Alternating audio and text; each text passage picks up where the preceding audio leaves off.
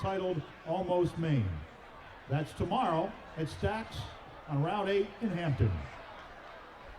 I'm really interested to see what NA is going to run here on offense. Yep. Going into the, after the extra point there, it almost looked like one of the officials might have been calling a penalty.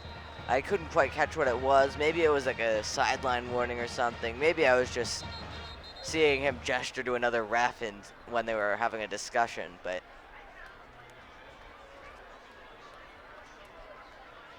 Yeah, no, they're going to kick off in the regular spot, so I was just seeing things.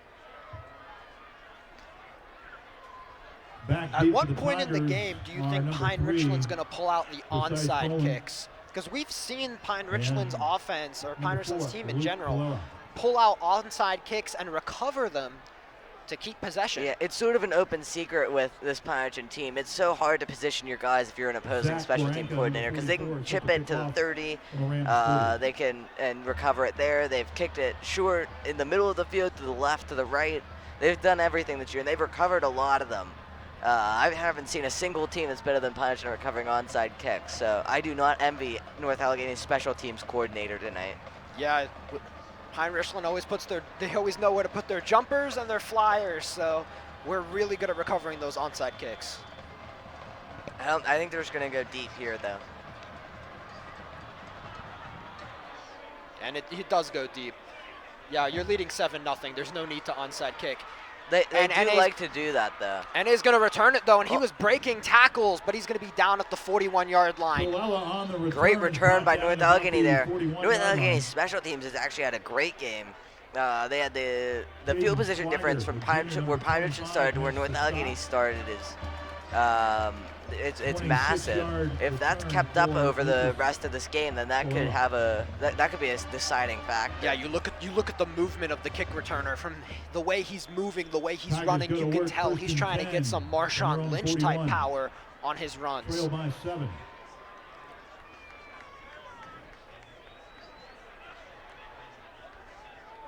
So Ben Petchke is on the field right now for NA's first offensive drive of the game. He gives it to his running back, and he is stuffed down at the 40-yard line. He was absolutely nailed by a hit there by the Pine Richland defensive line there. I think they were trying to send a message. I think it might have been Chance Boyd, the safety, actually coming in and playing the gap. Because the running back there, Precise Cologne's had a big year this year for North Allegheny. He's ran for 834 yards, 8.2 yards per carry, and he's had 11 touchdowns. So Pine Richland trying to send a message to him right there to not run up down the middle at least. And there's a snap. It looks like the quarterback kept it, but he gets stuffed again, potentially losing yardage there. No, it was actually a double reverse, just in a very narrow space to the line. They gave it to the running back, but then he flipped it to like the tight end coming around. The trickery didn't do anything for him. They're stopped at the line again, so they're gonna have to come up with a big play here on 3rd and 10. They're probably gonna pass on 3rd and 10. So Petchke has it. He's motioning a man. Petchke does drop back pass. He has a man right behind him, and he sacks him down at the 39-yard line. It's 4th down NA. Miguel Jackson has had a tremendous year this year. 7.5 sacks, 41. Add another one to that, so now he has 8.5. He's forced 2 fumbles, and he basically threw his blocker to the side there and ran up and caught Ben Petchke from behind. So great play there by Miguel Jackson. Miguel Jackson has been a monster all season. He has that presence of a J.J. Watt or a Khalil Mack type player. And I feel the need to point out, as the punt goes off, Pine Richland will fair catch that and get it at the 17. I feel the need to point out that Ben Petchke's no slouch at running the football. He's ran it 32 times this year for 207 yards, and so it's definitely and 3 touchdowns. So it's definitely impressive for Miguel Jackson to be running him down like that. So Pine Richland will take over again here, trying to build on their momentum. 1st and 10 from their own 17.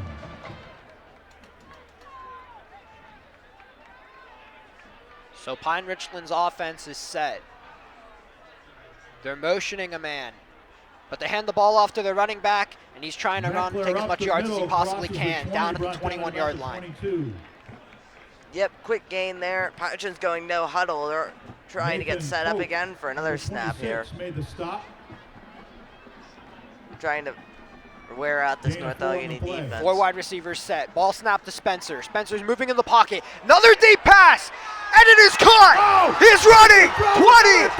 20, 10. Touchdown! And that is the second touchdown for Pine Richland this first quarter. 4 plays from scrimmage for this Pirate offense. 2 big touchdowns. That one was 78 yards to D'Alve Johnson. And we said earlier, the big play passing game is a new element to this Pirate offense this year. North Allegheny's cornerbacks aren't keeping up with the Pirate receivers so far. Unless they change up their coverages, this could be exploited all night by this Pirate offense.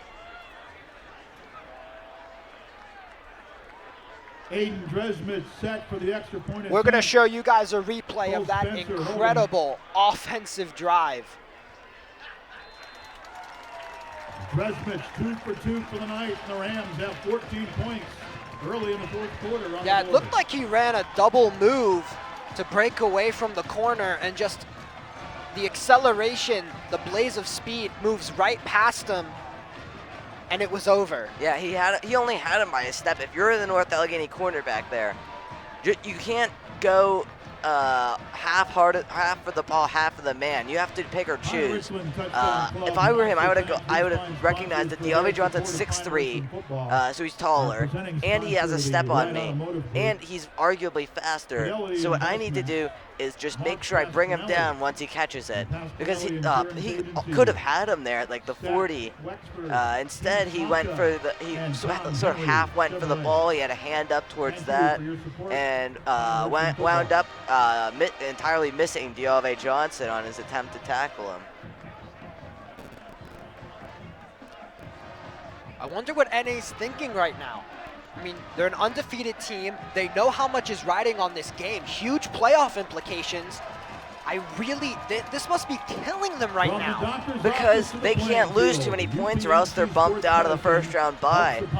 Right now, they're basically virtually 12 points ahead of Central Catholic on the season. And another thing is, for North Allegheny, they haven't faced this kind of adversity this year. They've been running ahead in most of their games over their teams, as Pine Richland has, but in their game against Central Catholic, which was their only tough opponent, really, I mean, you could say it's as tough adversity because they were down in the fourth quarter, but that game was won 11-10. North Allegheny's offense wasn't explosive in that game, so they're in a bit of unfamiliar territory here in terms of needing their offense to make to make some big plays to come back. Now, there's certainly time to do that. It's not like it's the fourth quarter or anything.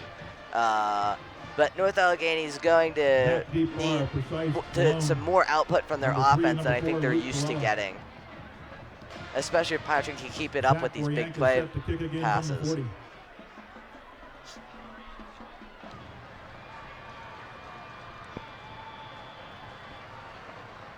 So Pine Richland is getting ready to kick off to the Tigers.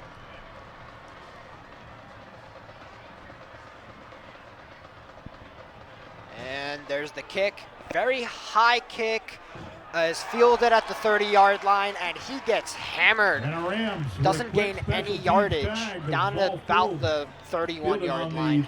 Yep, Pancho was trying to do, that could be counted as a non-recovered onside kick. Pancho was trying to chip that up and get someone downfield to either catch it or like force an immediate fumble. And North Allegheny's up man there did a good job holding on to the football there. So North Allegheny has some decent field position again, being at the 32. But Pancho will keep trying those sorts of things over this football game. That's why it's so hard if you're a special teams coordinator to position your people to cover the entire field. So there's Petchke. He has 3 wide receivers set with 1 man in the backfield. And he's going to keep it. And he's going to get down to about the 33-yard line. Yep, gain of 1 there for this North Allegheny offense. So that's positive yards. They're moving in the right direction on this drive. They're going to need more than that on these next 2 plays. or Ball sits 1, on depending the on whether they 33 get line. it. But just getting some positive yards may help their offense settle in and start getting some bigger plays. I really don't think one offensive drive, one offensive 3 and out is going to discourage them.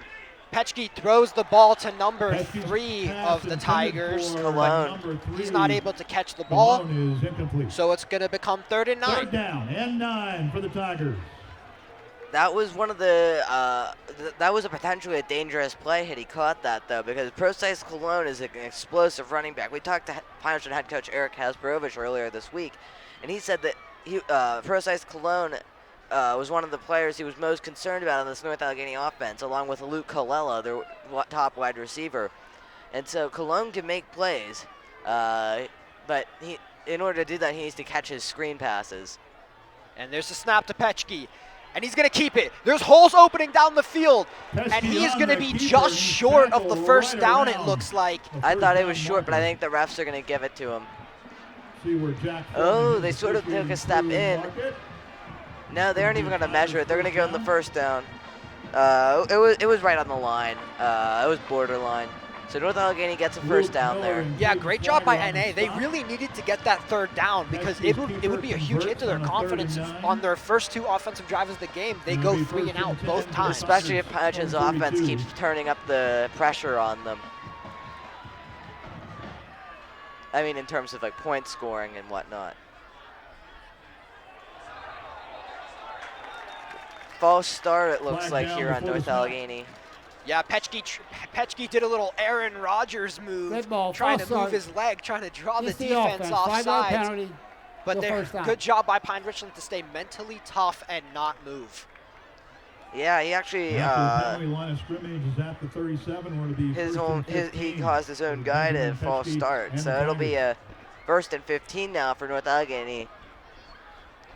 This is a primarily rushing offense, so being behind the chains isn't ideal for them.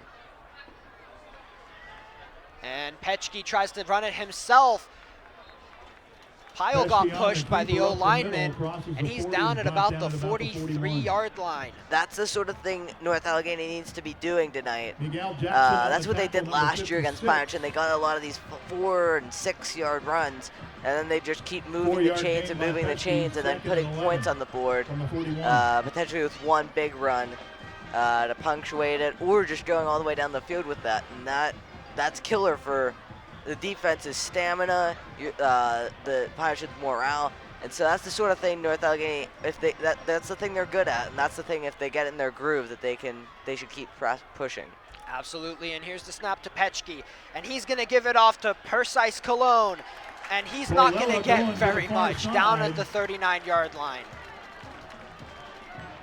Yeah, that was a loss of about 2, so it'll be a 3rd and 13 now. You'd think North Allegheny has to pass it here. On the year, they're below 60%. On the year, they're below 60% completion percentage, but they have thrown for 875 yards, 9 touchdowns, and only 1 interception. So we'll see what kind of play they'll dial up here. This is a rush-heavy offense. But this defense is not going to give up a 13-yard rush. So I mean, going to the air seems to be their best bet. We shouldn't say they're not going to. We should say it's not probable. Sorry. And there's the deep pass down the field to number 4 of NA, and it is slightly overthrown. He couldn't get it. That was Luke Colella, their star wide receiver. And North Allegheny, that play totally changes the momentum of this game if they make it. Because Pioneer's been beating you with downfield passes. If North Allegheny gets their downfield pass game going, then they'll be in tremendous position because their rush game's so great. If Petchke could have put that ball maybe 2 yards further, or 2 yards closer to the line, then North Allegheny has gained a ton of momentum. Instead, they're forced to punt. And here's the punt by the Tigers. Almost blocked. And it's going to be fielded. There's the return, juking his way, and he's down at about the 29-yard line. 31-yard line. Luke Meckler tried to do as much with it as he could, but to no avail. Nathan Hoke on the stop. Yep.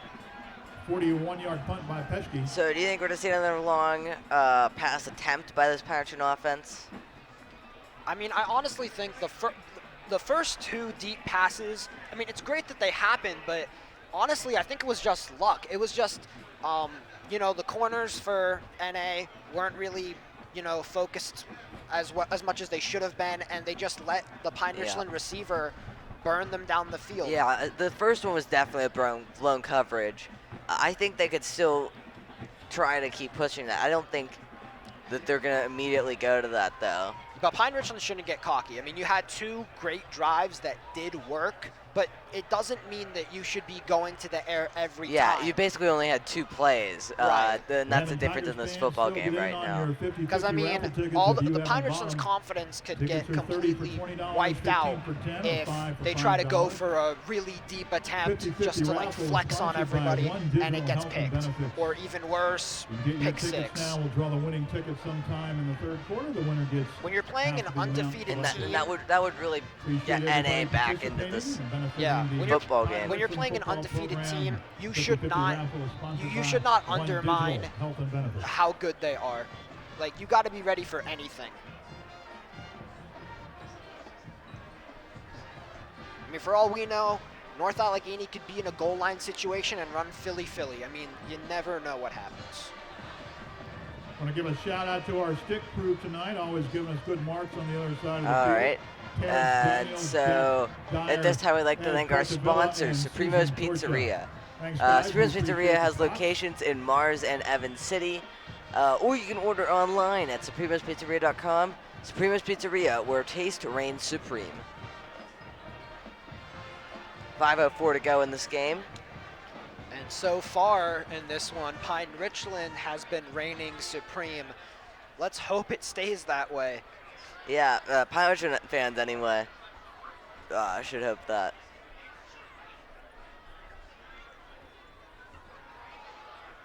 And quarterback takes Spencer on the keeper. Spencer keeps it himself and brings it yards. to about the 33-yard line.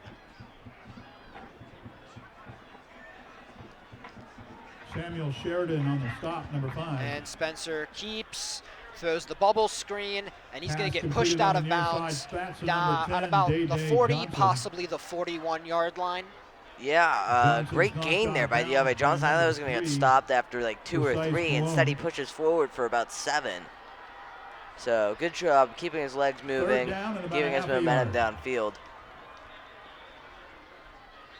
And there's going to be a stoppage of play. They're going to roll. He got out the 41 and got the first down. So that's pretty big there. Instead of a 3rd and 1, Pine Richland now has a 1st and 10.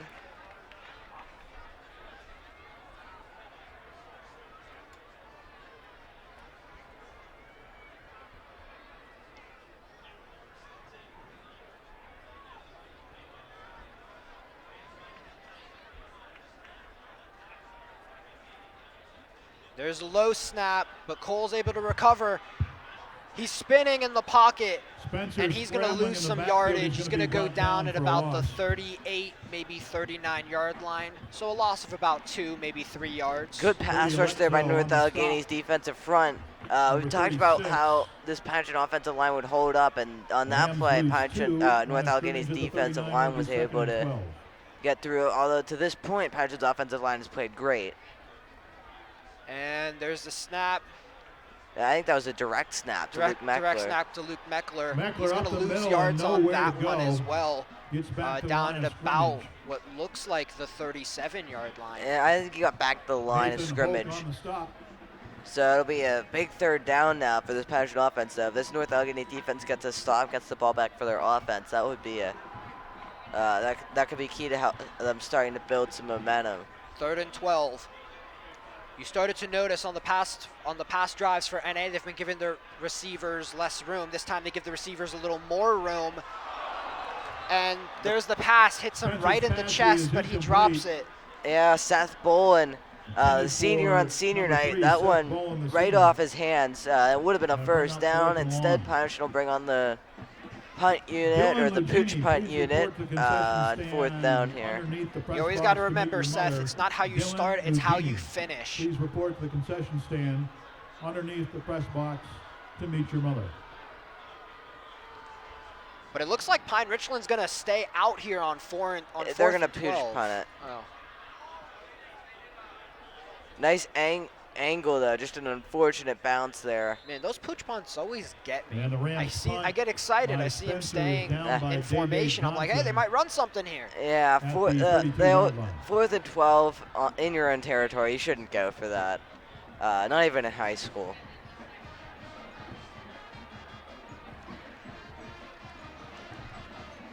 So North Allegheny's offense is going to come back out here. Only a two-score game, so they can try to make something happen.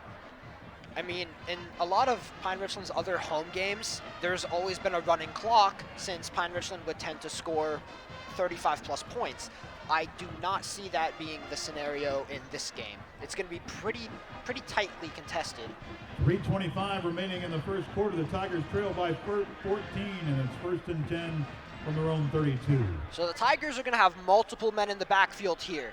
Ben Petchke fakes the handoff, and he's going to throw to number 26, and he's going to break tackles and get the first down, going out of bounds at the 47-yard line. That's the sort of thing North Allegheny needs. If they start moving the ball, an object in motion stays in motion, and that's the sort of thing tends to apply to this North Allegheny offense. Once they get going, they can start moving for a drive. That was a great job by Nathan Hope. 1st and 10 from their own 45.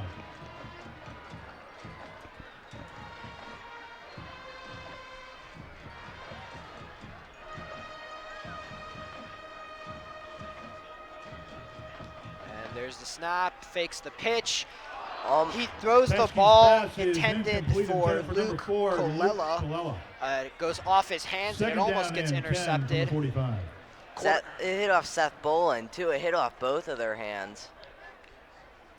Yeah, Petchke's definitely taking a sigh of relief. I mean, either one of them could have caught that, and had Colella caught that, that's a big play because he had some room to run. Then Bolin almost it hit off him too. Yeah, so I think Bolin. That was a real roller coaster of emotions for the supporters on both sides of this stadium here. Yeah. And the Tigers are motioning a man. They fake a handoff, and Petchke's going to keep the ball, gaining a few yards down at about the 48-yard line.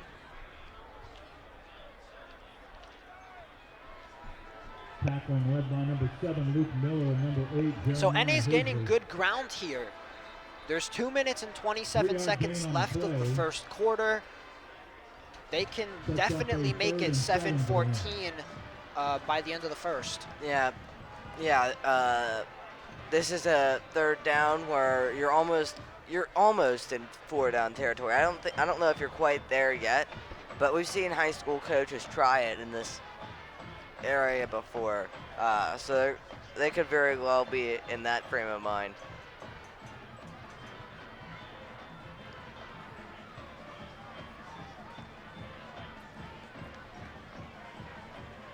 NA motioning number 25. There's the snap. He throws it over the middle. There was a wide open hole, and he's off to the races to the 20. Jukes a man. Continuing to go from the 10 to the 5. Has the angle for the touchdown. Tigers are on the board.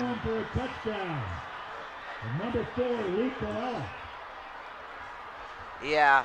The great play there by Luke Colella to cut back, to make all those moves. He's just absolutely outstanding as a wide receiver. He's a big play threat, and he showed it on that play there. North Allegheny almost put themselves in jeopardy there, though. There was almost what I thought was a blindside block at about the 2-yard line that was completely useless. So had they actually called that would have been horrible for North Allegheny. They didn't, and so North Allegheny gets the touchdown there. And the kick is up, and the kick is good. We have a 14-7 ball game with 1:35 left in this first quarter. And by completely useless, I mean there was no chance that the guy was going to make a tackle. We're going to show you the replay of that last play coming up here. Because Luke Colella made some great moves on this play. Watch him cut back here. But then watch as number 8, it looks like, for North Allegheny, Khalil Dinkins, comes down and nails Caden Schweiger in what could be arguably a blindside block. And it didn't impact the play. So North Allegheny almost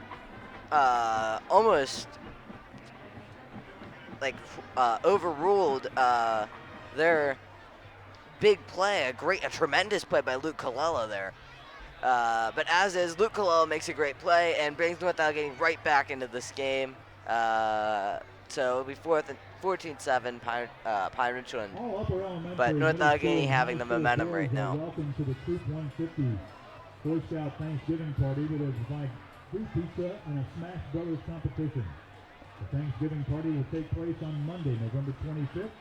Yeah, Pine Richland, the Pine Richland coaches, Eric Kasparovich could definitely, pull his defense to the side, give him a little talk, tell him what went wrong on that play, and give him some pointers on things to fix to play better on their next defensive drive. Well, Luke Colella, really, he just made a great play because, I mean, I don't know what you can do about him cutting back like that once you're down there. They almost had him corralled, and then he found a way out of it. They definitely should try to maybe talk about neutralizing him, maybe playing putting specific looks out on defense to try to take Coella maybe out of the game.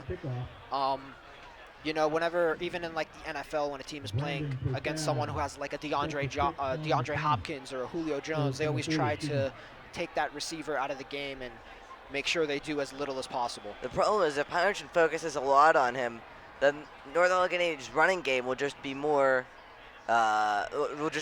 as they have a better numbers advantage in the box. That's why it's so interesting to see what they do. And there's the kick. And there's open field, and he gets the block, but he gets wrapped up, and he's down at the 49-yard line. They've been bringing in Tristan Taylor for these kickoff returns. Pine Richland has the sophomore, which really hasn't been what they've done all season before this game, and he didn't do well in the first one, but he really busted out a big play on there. I'd like to correct myself. I said 49-yard line. It was the 44-yard line, and there's a flag on this play. Yeah, it's going to come back. During the return, probably on the block. In the One of the back. Pine Richland players, they didn't quite get the number, but he gave a pretty vicious block. Down. So it was probably on that. Yep, it was a block in the back. And so instead of starting at the 44, Pine Richland will be starting at the 9-yard line. Like we said earlier. That's a pretty big difference. Like we said earlier in the game, penalties. Try to minimize them as much as possible.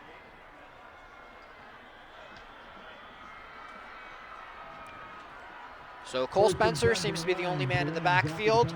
Right now he motions a man, and he throws the screen to Diave Johnson. And Diave Johnson is able to make a man miss and get down to the 16-yard line. Yeah, we've seen those wide receiver screens a lot this year for Pine Richland. But as you were saying about the penalties, we've seen it in past years, maybe not as much this year, but with the penalties. But it's always a concern with Pine Richland to have a potential death by 1,000 paper cuts. Meckler up the middle. And there's the run up the middle by Luke Meckler, taking them down to about the 20-yard line. Sean Metcalf, number 21 on the stop.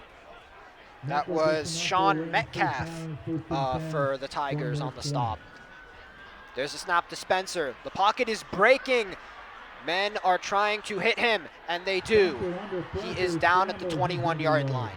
Yep, good job at least avoiding a sack and getting a 1-yard gain there for Cole Spencer. Good pass rush by North Allegheny, though. If they can start getting more guys in the box, then that would really neutralize, or more guys in the backfield on those pass rushes, that would really neutralize Pine Richland's long passing game. Pine Richland fakes the handoff and throws the screen. The receiver goes out of bounds at what looks like to be the 26-yard line. Number 28. Gain of 6, 3rd and 7. So with that gain of 6, it becomes a 3rd and 3. And North Allegheny blew up that wide receiver screen there. They probably saw it coming. Maybe there was a tell from Pynchon's offense, the formation or whatever. But they just blew it up. Loss of 2 for Pynchon there. Great play by North United's defense. And with that loss of yardage, it brings up the 4th and 5. But we won't see that until next quarter, because at the end of the first, Richland getting ready to punt, but up 14-7 over North Allegheny. That was an excellent first quarter of football. Yep. So we're going to go to a montage here of Pynchon's student section.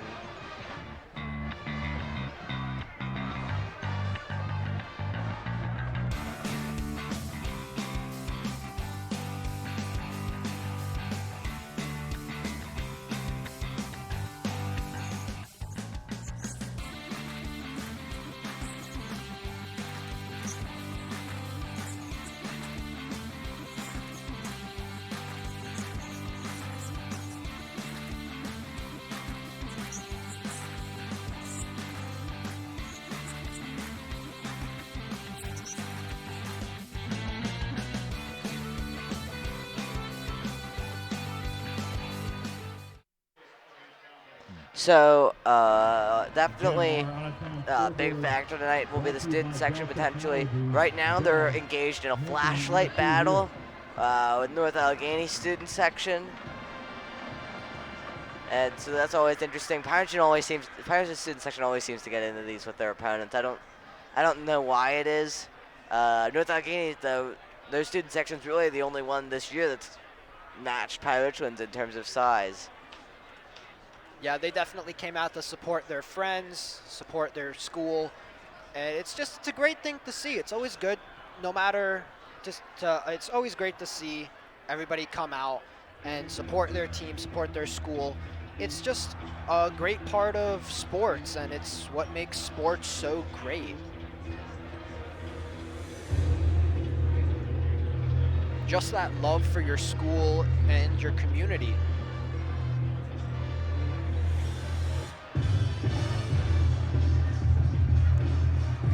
So Sam, what are you expecting to see in this second quarter from the Tigers and the Rams? Well, if that flashlight battle was any indication, North Allegheny is going to have a good quarter. But because North Allegheny student section won that flashlight battle, which is the first time that's happened this year too. But realistically, I think North Allegheny is going to get back in this game, and it's going to be tied at half. Chris Romano in the punt. So Chris Romano will punt.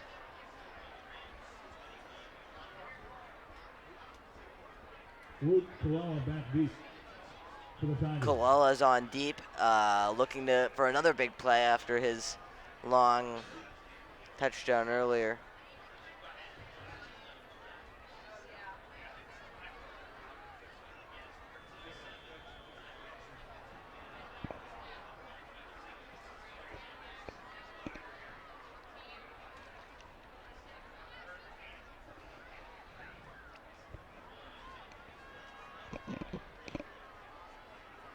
Romano's taking his time, and he kicks the ball, kicking off the second quarter, and Coella catches the kick, and he is getting spun and just thrown to the turf. My goodness. He almost got out of that, too.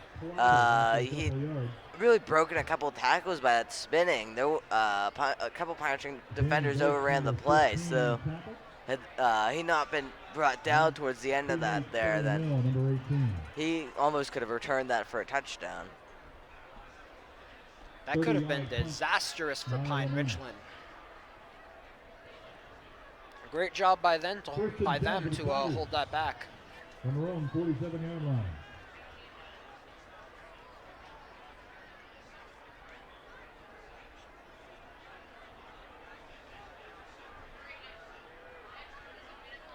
So here come the Tigers. They're motioning a man. And he's going to give it off to his running back. That's number 3. He gets down to the 47-yard line. That was precise, Cologne. He's had a bit of a rocky start to this game, but when he gets going, he's one of the best running backs in 6A.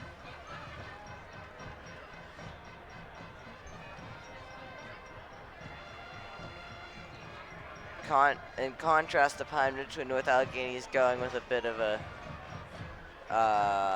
a longer process here between plays.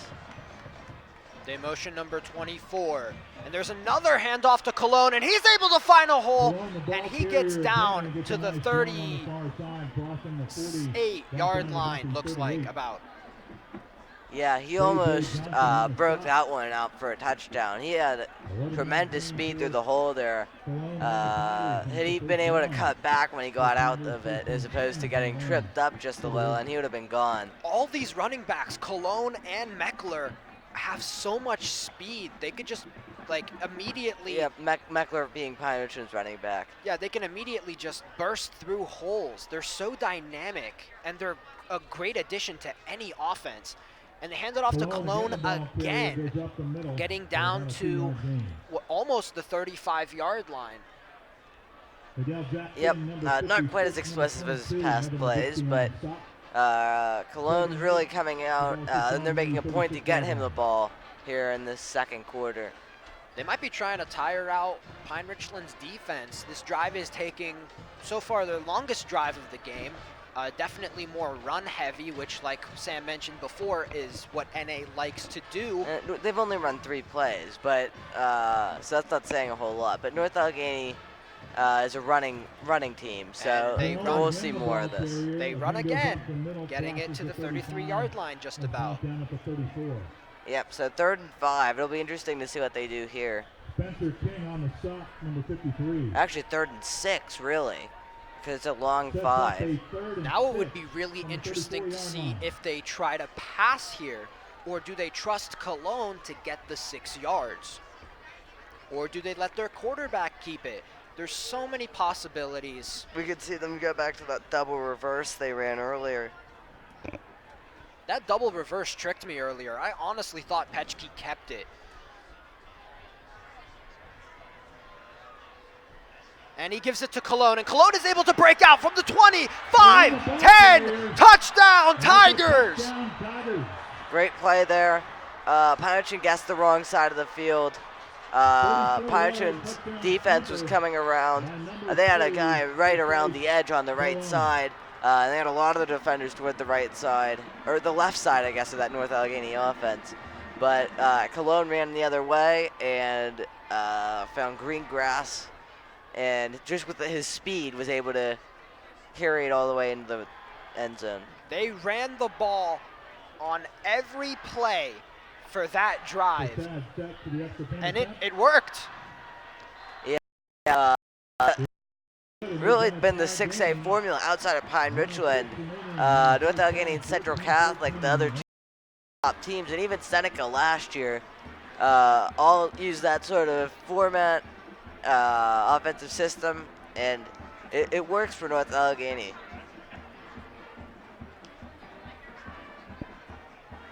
So after that score and the field goal being good, we have a 14-14 ball game, so it is tied. Yep, North Allegheny has all the momentum right now, so they could almost, if they get a big time defensive play, really change this game.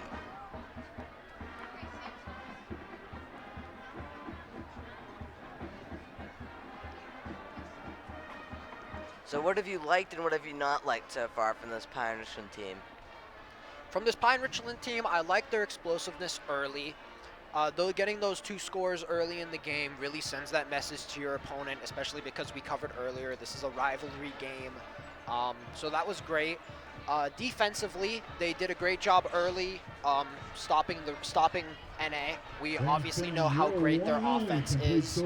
So, I mean, for them to only have 14 points right now, I mean, this defense is doing a great job. Yeah, Much more. Find they everything need you to. stay turn on the range. North Allegheny seems to be coming into their Wow, element right now. They're football, finding their speedy players, Koala and Cologne. And so Pine really needs to get back to scoring some big plays because this could wind up being a real shootout. Yeah, I think scoring. I think NA realized earlier in the game that they were deviating from what they know they do best. They know we're really good at running it down these teams' throats. Or even like those short wide receiver screens. Right. So on that drive, they just said, the coach probably told the players, let's just do what we've done best all season. They let Cologne just take the ball on every play, and he put it in the end zone. That just shows how much they trust their personnel and how much they trust their system. Yeah. Yeah, I agree.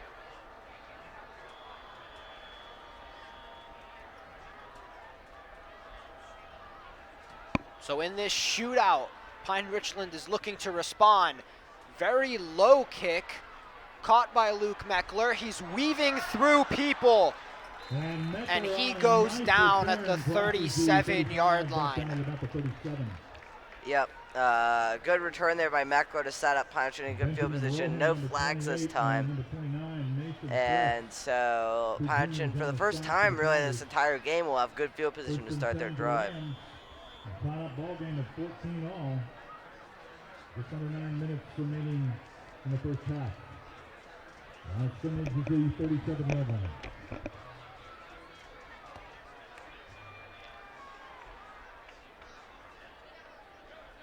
So there's Spencer, and he's going to throw the screen out to Eli Yoakum. Eli Yoakum is going to make men miss, and the ball is loose.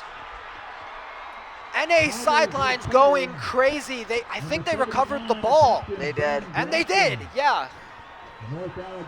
Oh, that's going to be bad. Yeah, great play by North Allegheny's defense. Now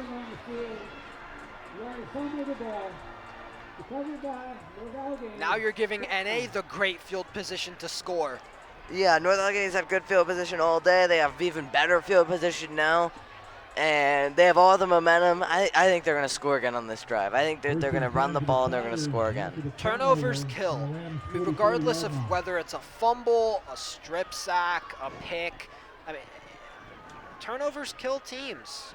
Yeah. It could be the difference maker in any game, especially a shootout like this. And they let Cologne keep the ball there, and he gets down to what looks like to be the 52-yard line. Yeah, I mean, there were a couple of plays earlier where North Allegheny could have fumbled. It was the onside kick type play, and they didn't. They held onto the ball, and they turned over Pine Richland there. Yeah, I said so 52. I said 52 earlier. I meant 42. Yeah, they're getting the job done in the turnover department.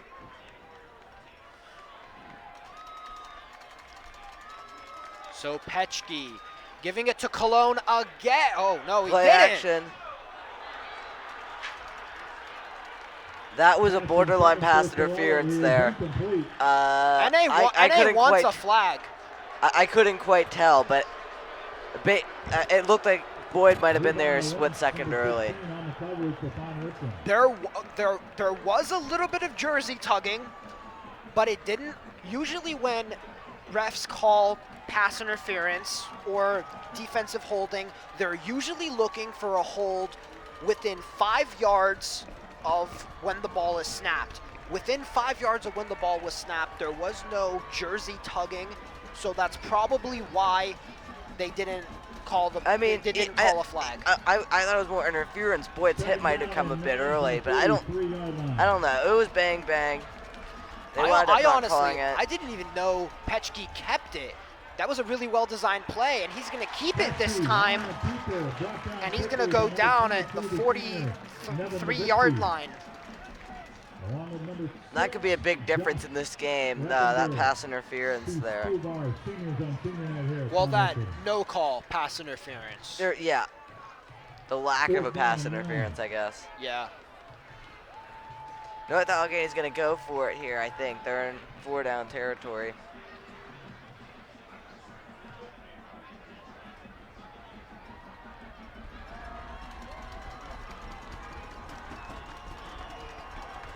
They're gonna pooch punt it.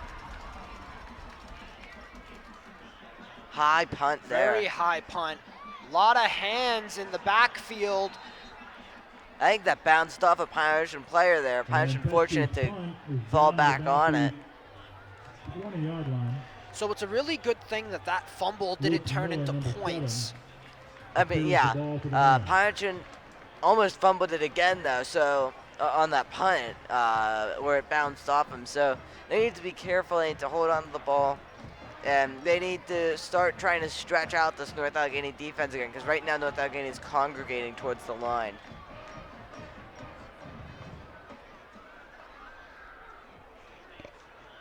First and 10 for the Rams from their 20.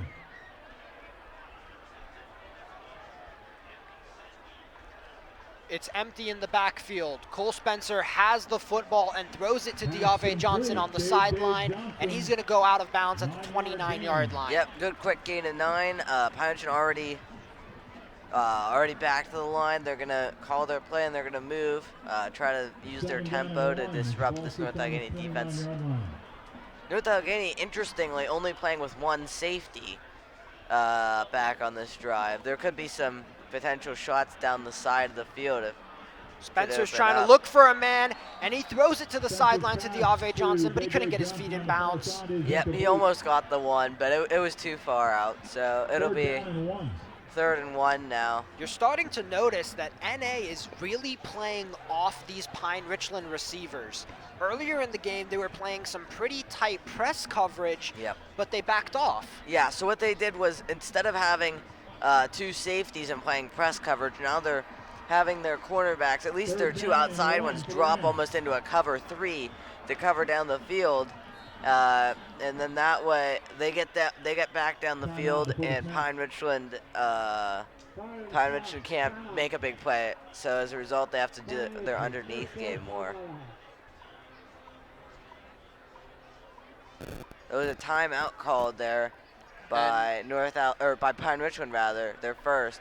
And so this timeout is brought to you by Supremo's Pizzeria. Supremo's Pizzeria has locations in Mars and Evans City, or you can order online at supremospizzeria.com. Supremo's Pizzeria, where taste reigns supreme. 7 minutes to go here, as you can see the Pine Richland mascot doing hand motions. A dance. If you could call it that, yeah. Hyping up the crowd. Football presenting sponsor the White Automotive Group, Fidelity Investments, the Pasquinelli Insurance Agency, Stockton, Wexford, Team Slumka, and Tom Henry Chevrolet.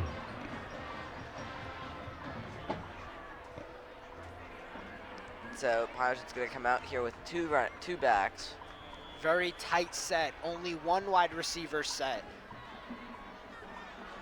And Spencer's going to keep it, and he's going to go down at about the 32-yard line. That's something we haven't seen tonight. Last year, the quarterback run was a fixture of this Pine team when they played North Allegheny.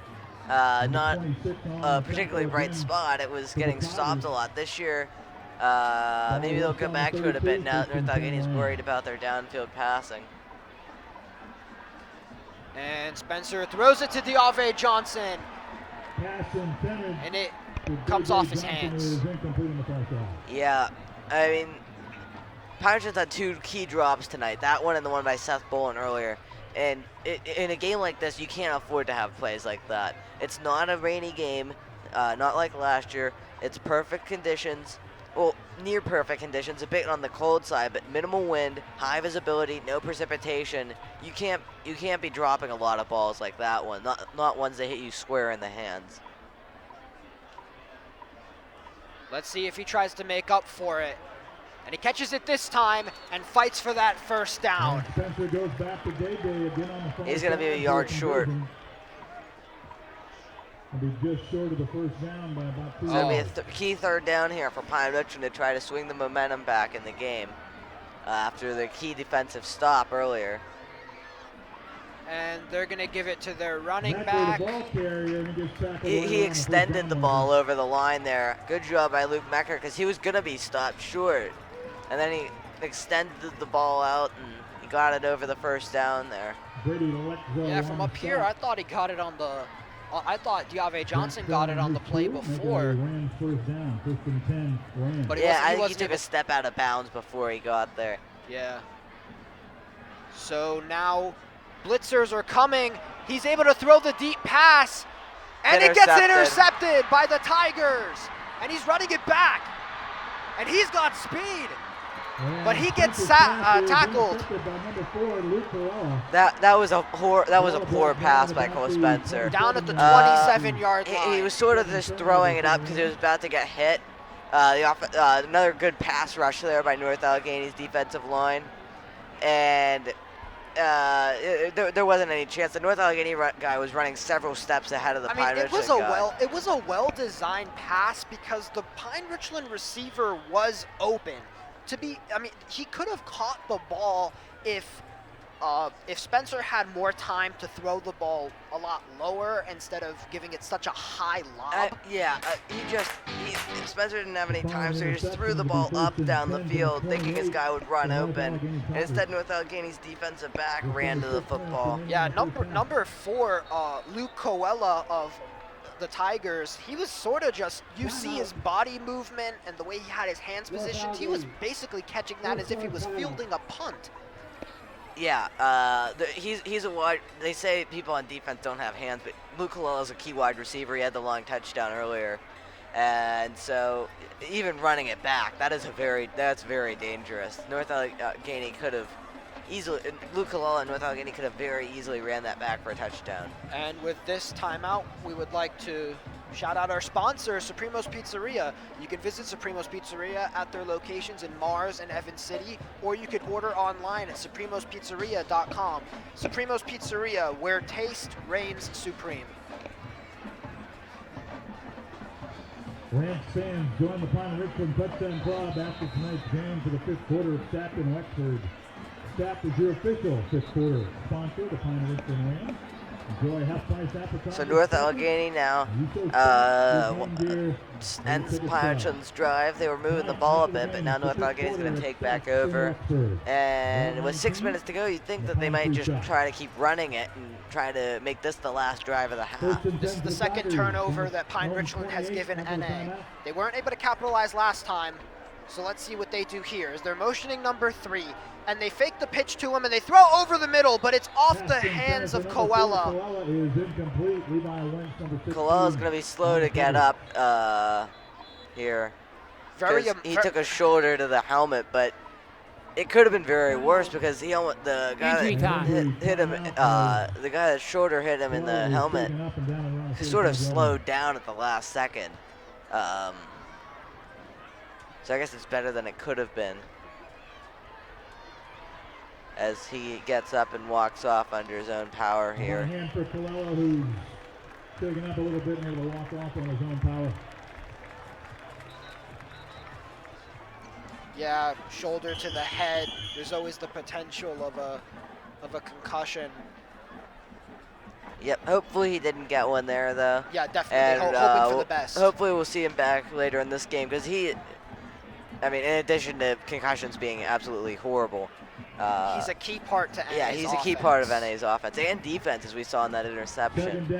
And so that's a big loss for them. But regardless of, outside of the football game, your health is the most important thing. Yeah.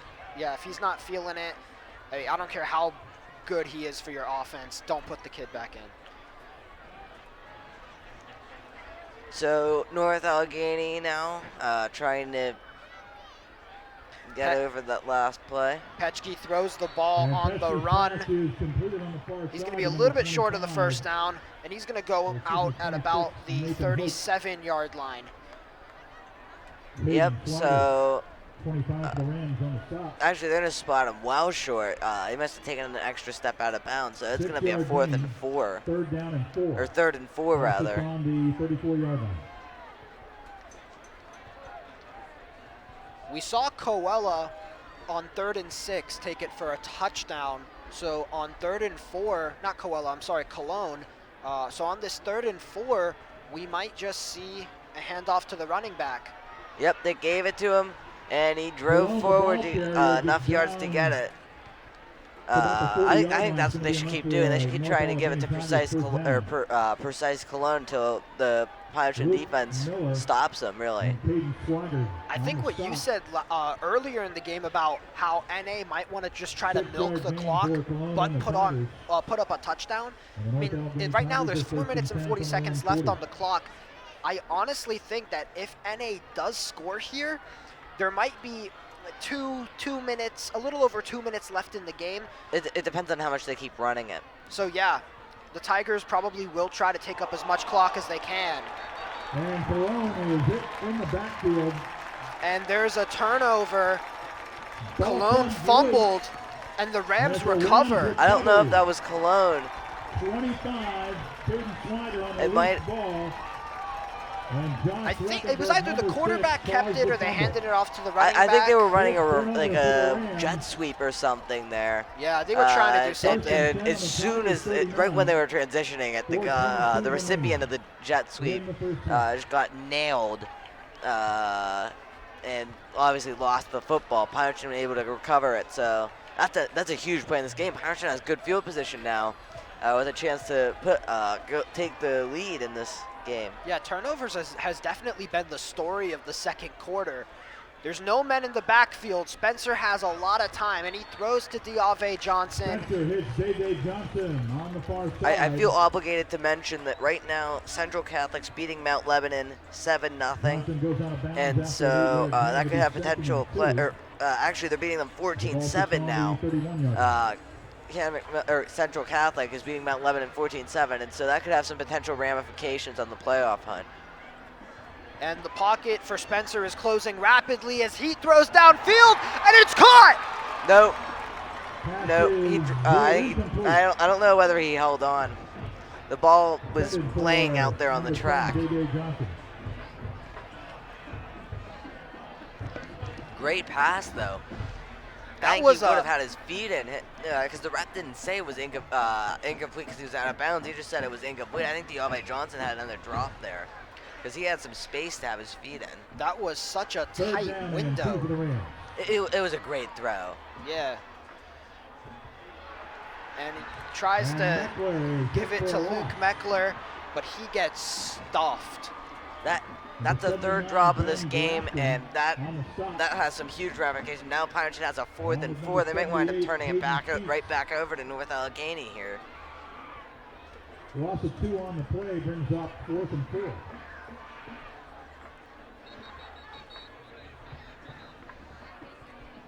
Timeout by North Allegheny defensively. So they're only going to have 1 left after this. And with that timeout, we would like to mention our sponsor, Supremo's Pizzeria. You can visit Supremo's Pizzeria at their locations in Mars and Evans City or online at supremospizzeria.com. Supremo's Pizzeria, where taste reigns supreme. All right, here's a video made by one of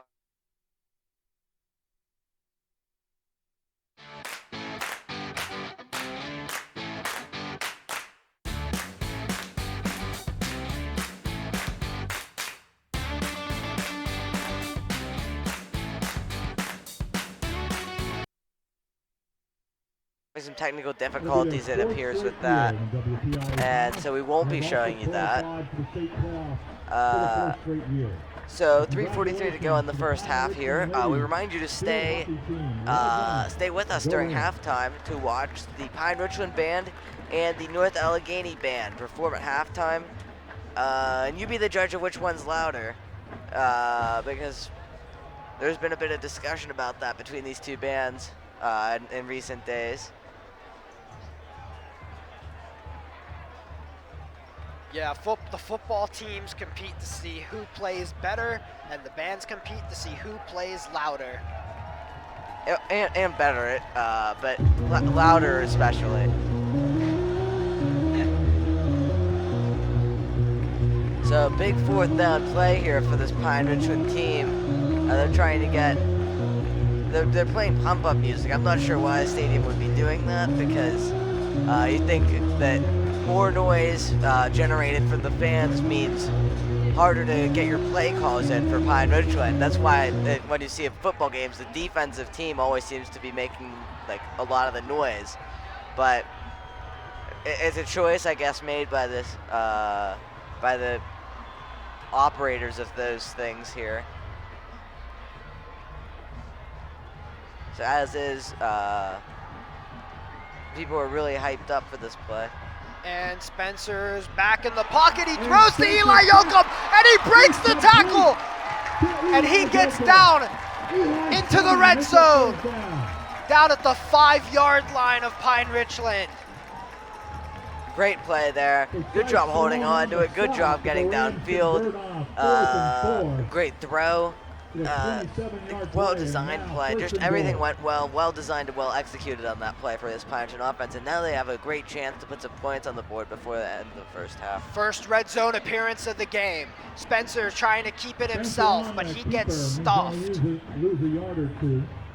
Loses a yard or two. It's going to be 2nd and 8. Pine Richland's had a bit of a problem with red zone offense this year. So we'll see what sort of stuff they draw up here.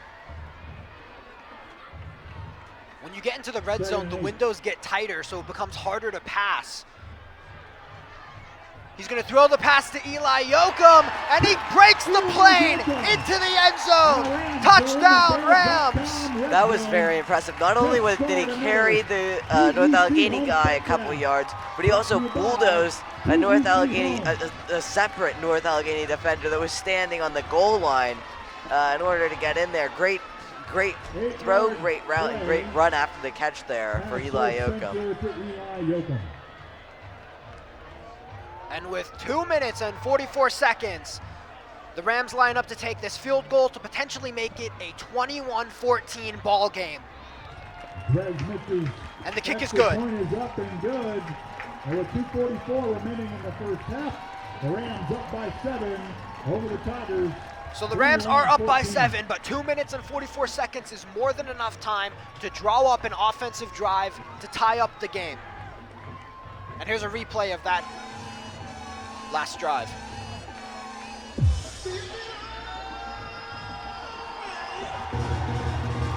Watch Eli Yoakum not only take the one guy with him, but then put bulldoze Luke Colella, who had the interception earlier, into the end zone.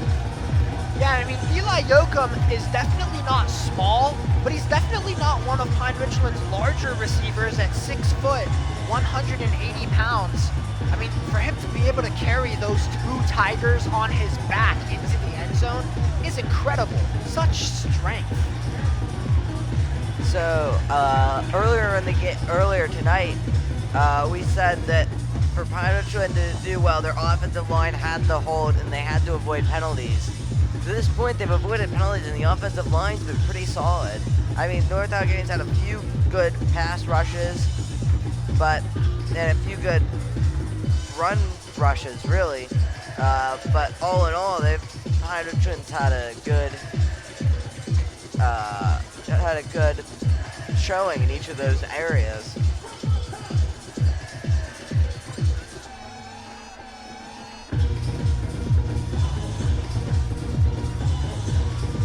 So 2:44 to go. North Allegheny's going to have 1 timeout when we come back. And so, I mean, they're presumably going to have to pass some, right? We're gonna see some out-of-town scores now.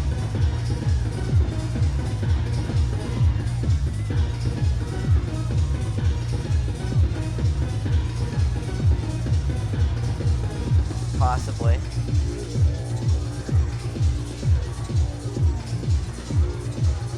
So Cam McMillan defeating Butler 28-0.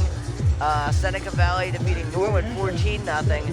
And the big one, Central Catholic up 14-7 against Mount Lebanon. If Pine Richland wins this game, then it'll all come down to point differential between, if Pine Richland and Central Catholic both win, it'll all come down to point differential for the first round buys between Pine Richland, North Allegheny, and Central Catholic. And there is a very high kickoff by Pine Richland, and it was caught by number 28 of the Tigers, Ben Rohan. Yep, good job. Didn't get phased out there. That was another one of those chip shot, try to run down and catch onside kick type plays. North Allegheny doing a good job standing their ground, and they're going to have good field position again as a result.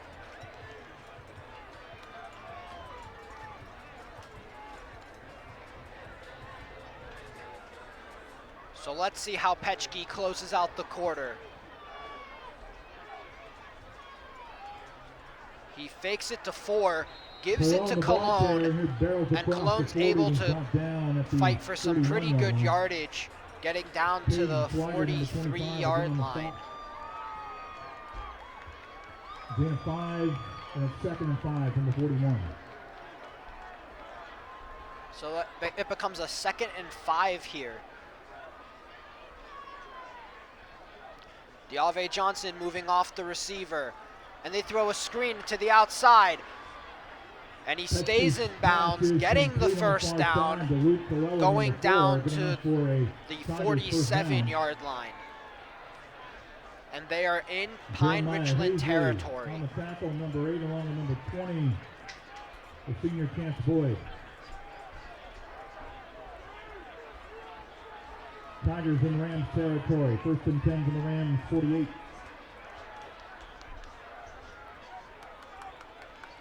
Petchke keeping it up the middle. There's a hole, but he gets tackled down at the 27-yard line. North Allegheny moving the ball here, trying to get this game back tied up, and they're doing a good job so far, finding those holes offensively. They're closing in on the red zone.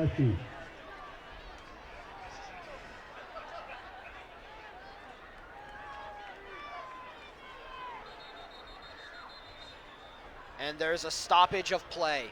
Timeout called by the Pine Richland defense here. They must not have liked what they saw out of the North Allegheny offensive formation there. And so with 1:26 to go, North Allegheny at the 28 looking to tie this game back up. During this timeout, we're going to attempt to show you a video produced by our sideline reporter, Noah Muscala.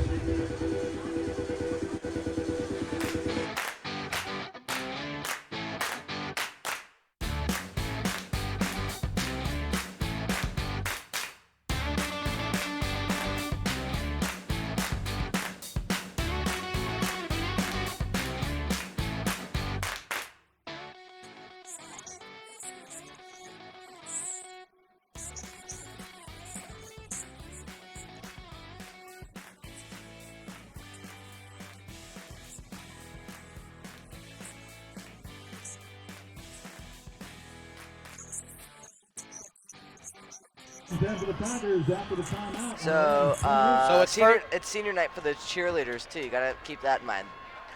1st and 10 for the Tigers. There was a loose ball. I think Petchke got back on top of it. Yeah, Tigers still fall on it, so it stays their ball. That must have been a weird snap because the ball almost looked like it was right below where the center was. And Petchke's gonna keep it, and he gets wrapped up.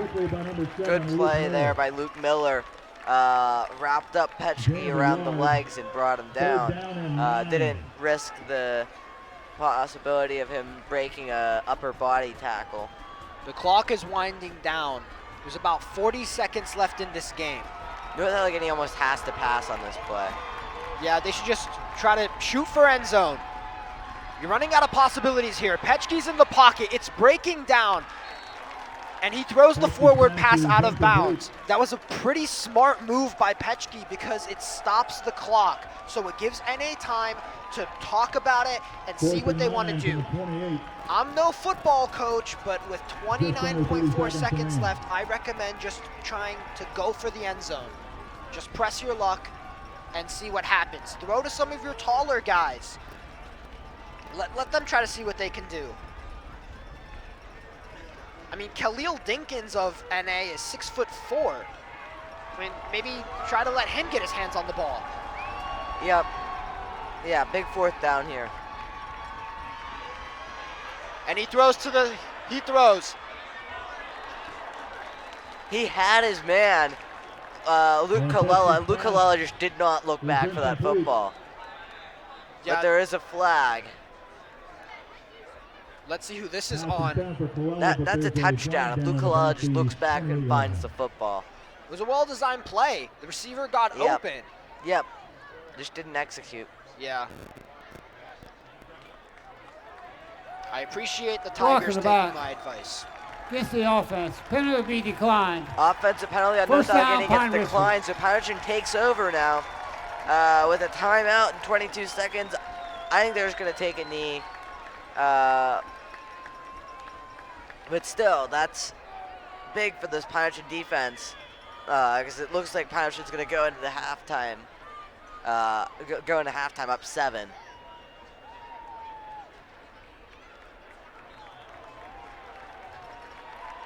And they will. So Patterson up 21-14 going into the break, but North Allegheny will receive the ball first coming back. Make sure you stay through halftime to see the North Allegheny High School Marching Band and the Pine Richland High School Marching Band both perform here. But before we do that, we're going to do a crosstown sports update.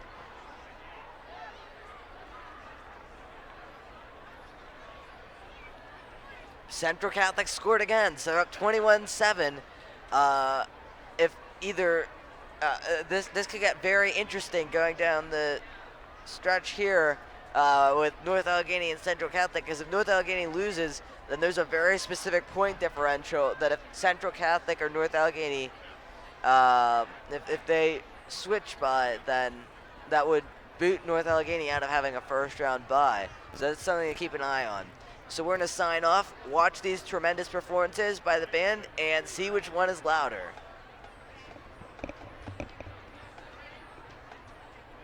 Ladies and gentlemen, we proudly present the award-winning North Allegheny Tiger Marching Band under the direction of Todd R. Steffen, Stephen Baldanzi, and Evan Brown. Tonight, the band performs their 2019 show titled Right Now, featuring We Will Rock You by Queen, Kashmir by Led Zeppelin, Crazy Train by Ozzy Osbourne, and Right Now by Van Halen.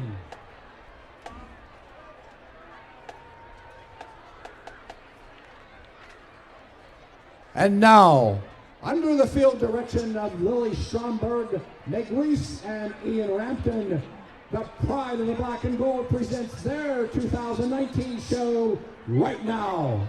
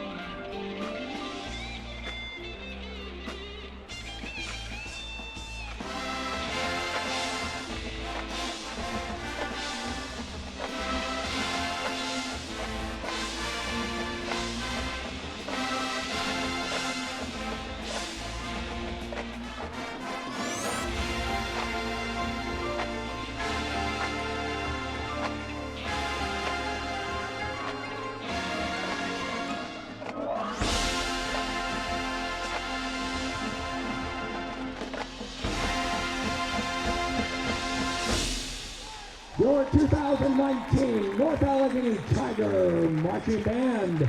The band is also under the musical direction of majorette instructor Patty Lay, dance team instructor Chelsea Schultz, and color guard instructor Alexis Piper. This is the voice of the Tiger Band, Paul Merriman, and we thank you, Pine Richland, for your applause.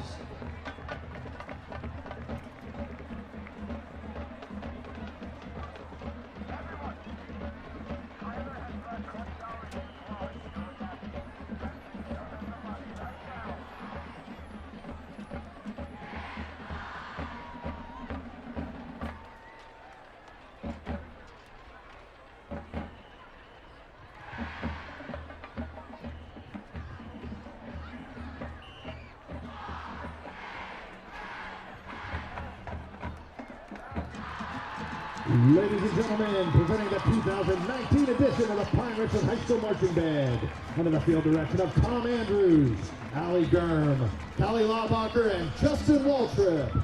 The band opens tonight's show with a 1976 song by the Tramps. Get your bell bottoms on. Here is Disco Inferno.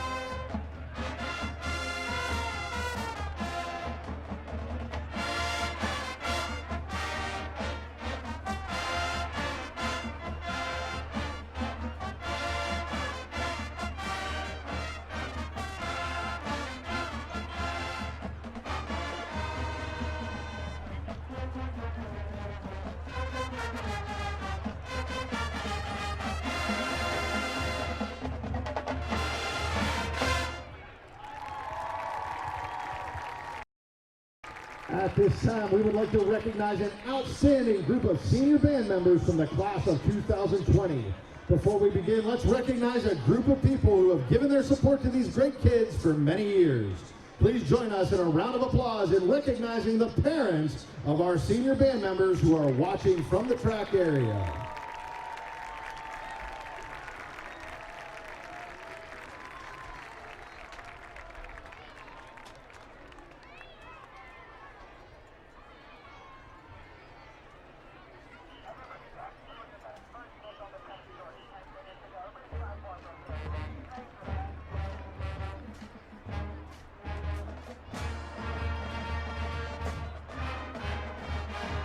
Aaron Ahern, Thomas Andrews, Grace Barkowski, Allison Probataglia, Ryan Bauer, Blake Bristy, Dana Chan, Caitlin Cole, Thomas Connell, Marissa Del Vecchio, Chloe Erdner, Max Farino, Marissa Frick, Henry Gaffey, Molly Gaffey, Allie Gurm, Abigail Giesick, Tejal Gupta, Jesse Hall, Brianna Hunt, Grace Johnson, Sophia Catris, Daniel Krill, Kate Wozniak, Ethan Landis, Callie Laubacher, Josh Luquez, Matthew Mahaffey, Will Mann, Aiden Meyer, Caitlin Newport, Ethan O'Neill, David Pollard, Chris Romano, Nico Rivera, Molly Sanita, Ben Solomon, Dylan Staples, Sarah Stevens, Kira Stewart, Claire Tobin, Blake Todorowski, Justin Waltrip, Andrew Wenzel, Brock Wolf, Kylie Zirkle, and Lucas Wostetsky.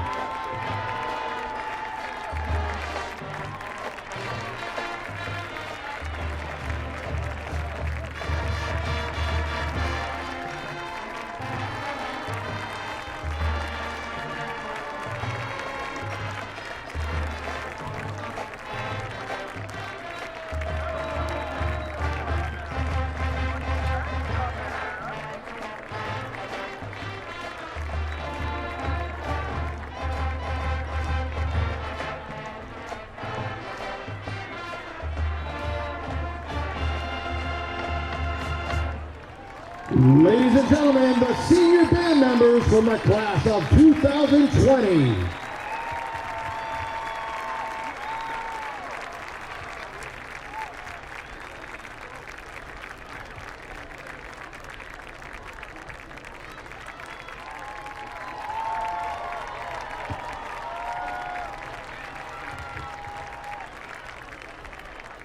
Ladies and gentlemen, now the moment you've all been waiting for. The band dances and we feature our drumline to a 1969 song by Creedence Clearwater Revival.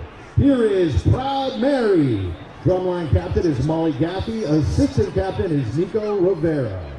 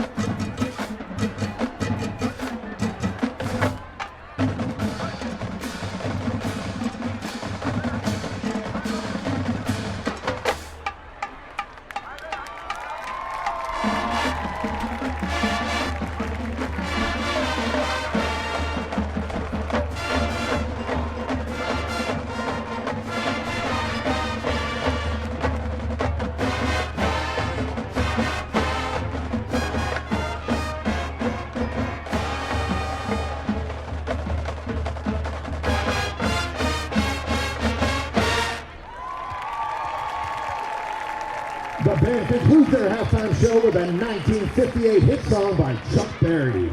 Here is Johnny Be Good.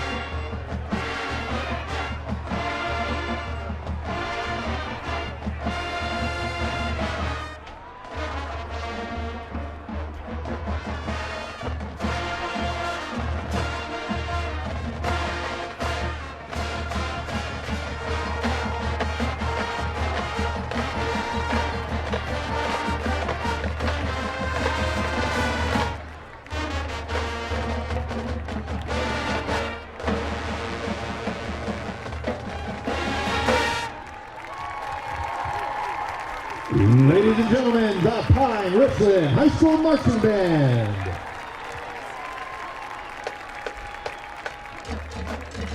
The Pine Richland High School Marching Band is under the direction of Brian Scott, Jim Stillwagon, Jim Hopper, Ben Coulter, and Mark Despair. Color guard instructor is Amy Billy. Dance team instructor is Kathy Deal.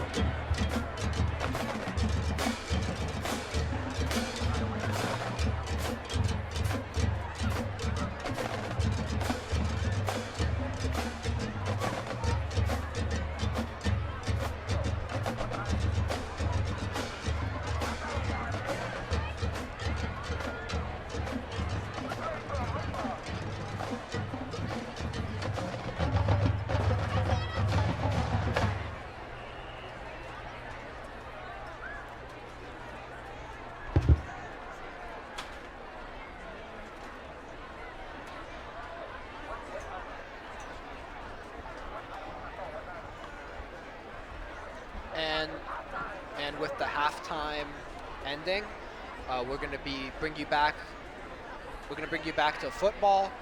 But here's a video featuring the Pine Richland Rams mascot. Here are some other WPIL scores tonight.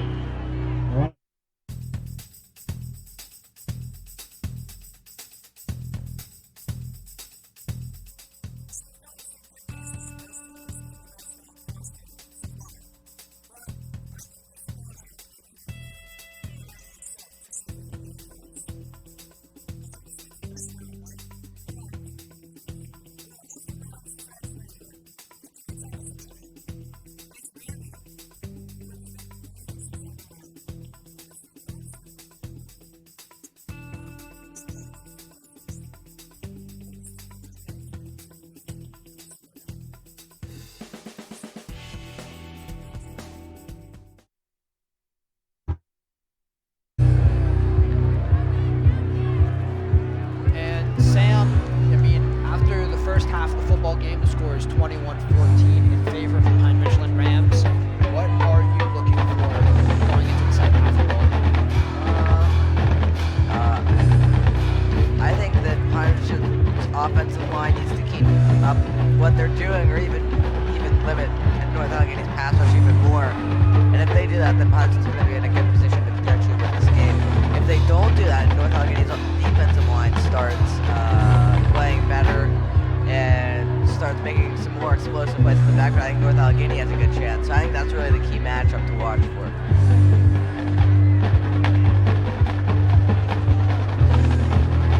Yeah, Pine Richland is leading only by a touchdown, so you can't count out NA. They've been doing great stuff this game, and if they continue doing what they've been doing and putting points up on the board the way they have been, then they can potentially tie the game and then start slowly taking the lead.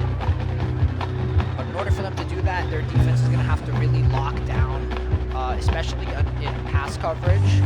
We already know what NA's defensive line can do stopping the run.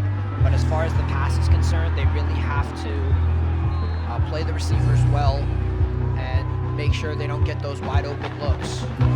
So Central Catholic's winning 24-7 at half. And what that means is, well, right now North Allegheny is winning by 2 points, point differential on the season. But if if Central Catholic comes out and scores more in the second half, then North Allegheny is going to be in a position where they almost have to win in order to get a first round bye in the playoffs. So that would put them in the same situation as Pine Richland, really.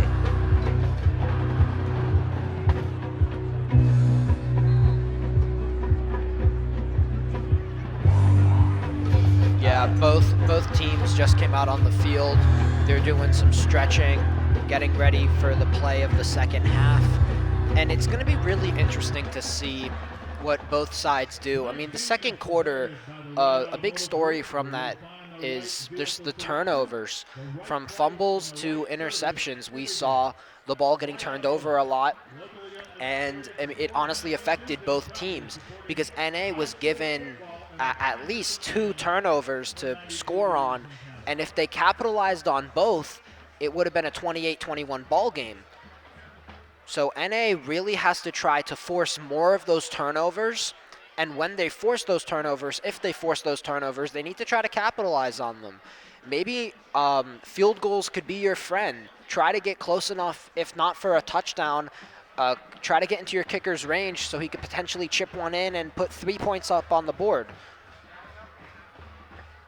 In a tight rivalry game like this, any points are good points. Yeah. So the clock is winding down. There's 10 seconds left. And with the clock hitting 0 momentarily, we will continue the action of this Friday night football game, the last football game of the regular season before playoffs.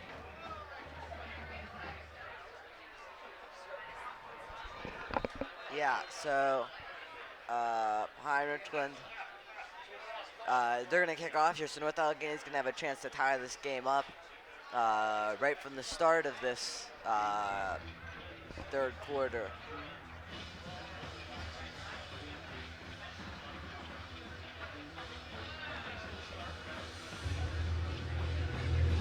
So Pine Richland started with the ball in the beginning of the game.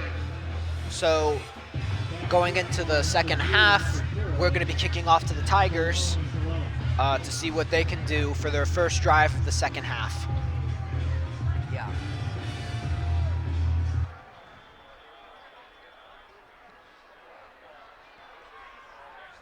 And there's the kick. It is caught. Number 4, Luke Colella of North Allegheny. Earlier in the game, we saw Colella take a shoulder hit to the head, and it's a great thing to see him out on the field, continuing to play. Yeah, he's had an interception this game, a touchdown this game. I mean, he's had a great performance even in spite of the collision he was in.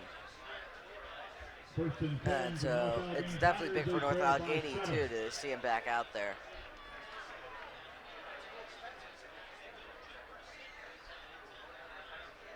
So now with 2 running backs in the backfield, they motion a tight end.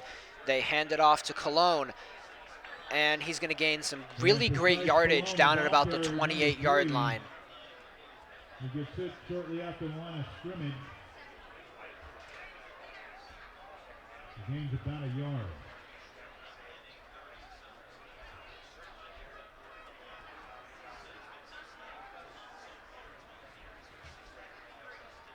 Josh Reschenberg and Nevin Levitsky on the stop.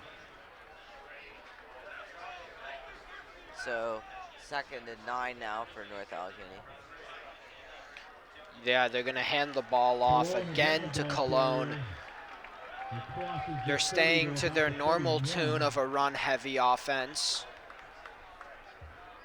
Yeah, 3rd and a good chunk here, though, 3rd and 7. So we'll see if they have to come out of that on this play. They have a lot of faith in Cologne, so you really never know what they're going to do.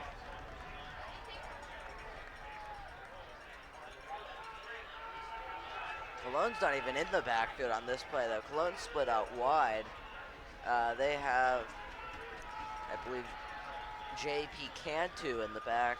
There's the snap to Petchke, and it's off his hands of Colella. If he caught that, his momentum could have carried him to the first down. It's a really unfortunate drop. As Luke Meckler, the senior, number 2 for Pine Richland, goes back.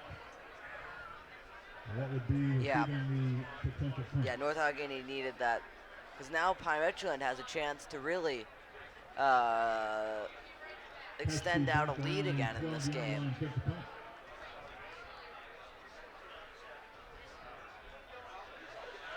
And there's the punt. It's going to come back, though. I believe it was either like a false start or a offsides or something on North Allegheny. Although I wonder why that play would have continued. It's unclear what sort of flag it would have been. It's at the line of scrimmage. It was thrown as soon as the ball was snapped, so it's more than likely not like a holding or something. Illegal formation. Against the kicking team. That 5 yards be added on the end of the kick. First down. So Pirate's going to take the 5 yards from the illegal formation penalty at the end of the kick. And so they'll take over at about the 34.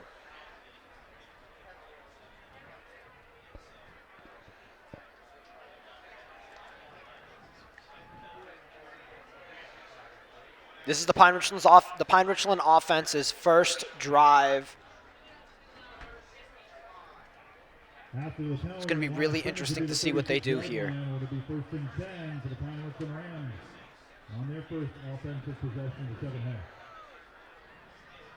They're motioning Eli Yoakum to the outside. And there's the snap to Spencer. He throws the screen to Yoakum, trying to evade tacklers, but to no avail. And that screen been thrown close to the line of scrimmage. Eli Yoakum could have gotten more inside and maybe got more yardage on that play. But Yes. it was thrown a bit further back and towards the outside. And so, as is a loss of 2 for Pine Richland. So there's the snap. The pocket is closing, and he throws to the sideline, which stops the clock, but now makes it 3rd and 12. Yeah, Pine Richland really not getting anything to work here on this first possession. It's always difficult to convert on these 3rd and longs.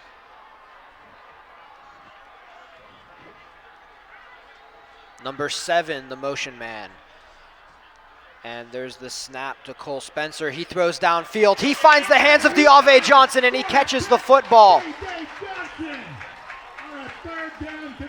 Down to the 35-yard line. Deave Johnson has been this Rams offense's clutch playmaker of the night.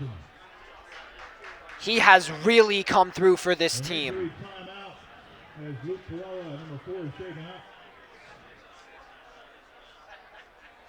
Yeah, that play wasn't dissimilar to the one we saw earlier go for 78 yards to him in that first, and a touchdown in that first half.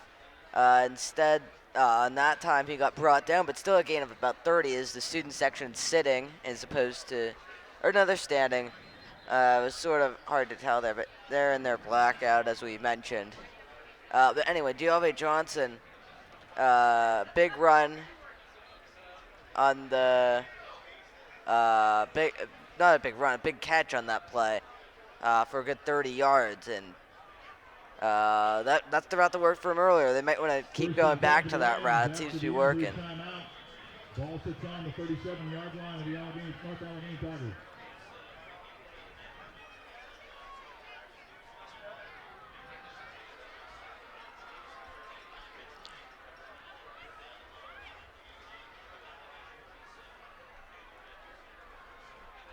Motioning Eli Yoakum. There's the snap. Spencer keeps it. The pocket is closing. Diving Brought for his down. feet. Nice play there by Brady Legzo. That looked like a loss of almost 6 yards. Yeah, great sack, good pass rush from North Allegheny. That's the kind of plays they need to be making in this Pine Richland backfield by this North Allegheny defense. That's what they need to be doing. And it was a loss of 6. As there's no men in the backfield, Spencer keeps it, and he throws to the sideline to Deave Johnson, but the ref is waving it off as an incomplete pass. He must not have gotten both feet in bounds. Yeah, so 3rd and long now for this Pine Richland team. I mean, we saw them convert the 3rd and 12, but 3rd and 16 is not an easy thing to convert.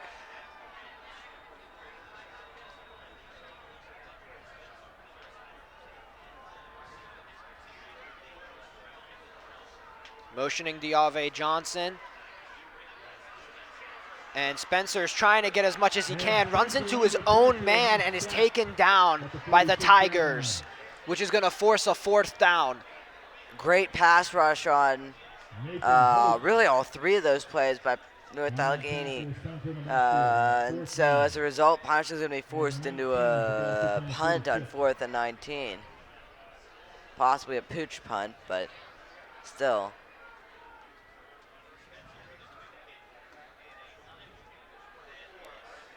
And there's Colella. Fair catching the punt. At the 18-yard line. Yep, so North Allegheny will take over at the 18.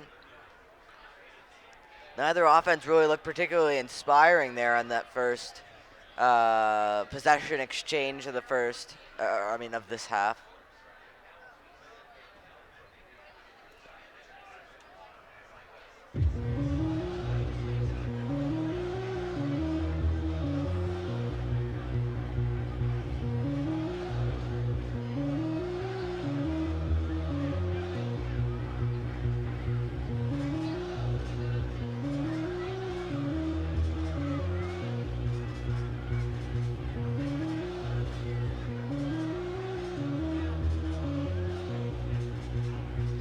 So at this time, we'd like to thank our sponsors, Supremo's Pizzeria.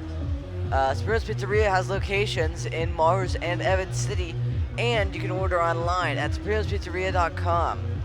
Supremo's Pizzeria, where taste reigns supreme.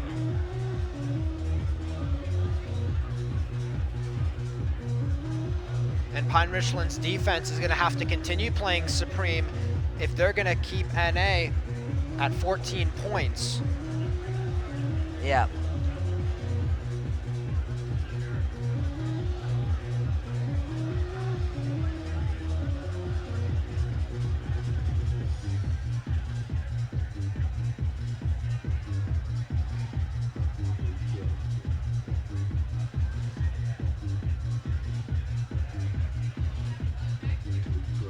So, Poncho's offensive line seemed to be bested by North Allegheny's defensive line on that last possession.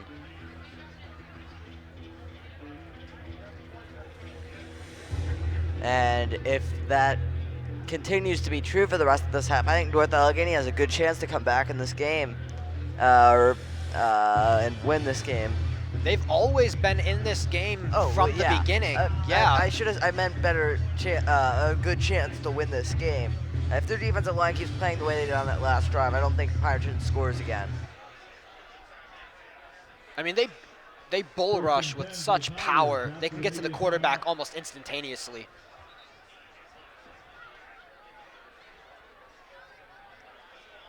Last scrimmage, number 18.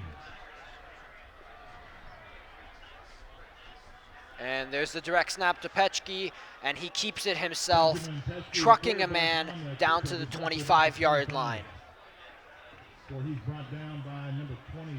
So that's going to make it a 2nd and 3. Great gain of 7 by the quarterback, Ben Petchke. 2nd down and 3 on a scrimmage at the 25.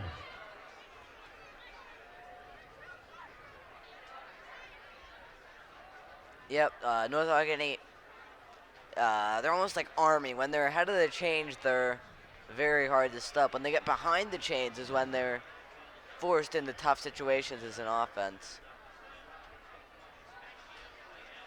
And there's the fake handoff to the running back, and Petchke takes it himself, gaining the 1st down. That was a great job by Petchke to hold on to that ball. You saw a lot of hands trying to punch it out, but he's just able to hold on, puts 2 hands on the ball, and just carries his body over the 1st down marker. Fantastic job by Petchke.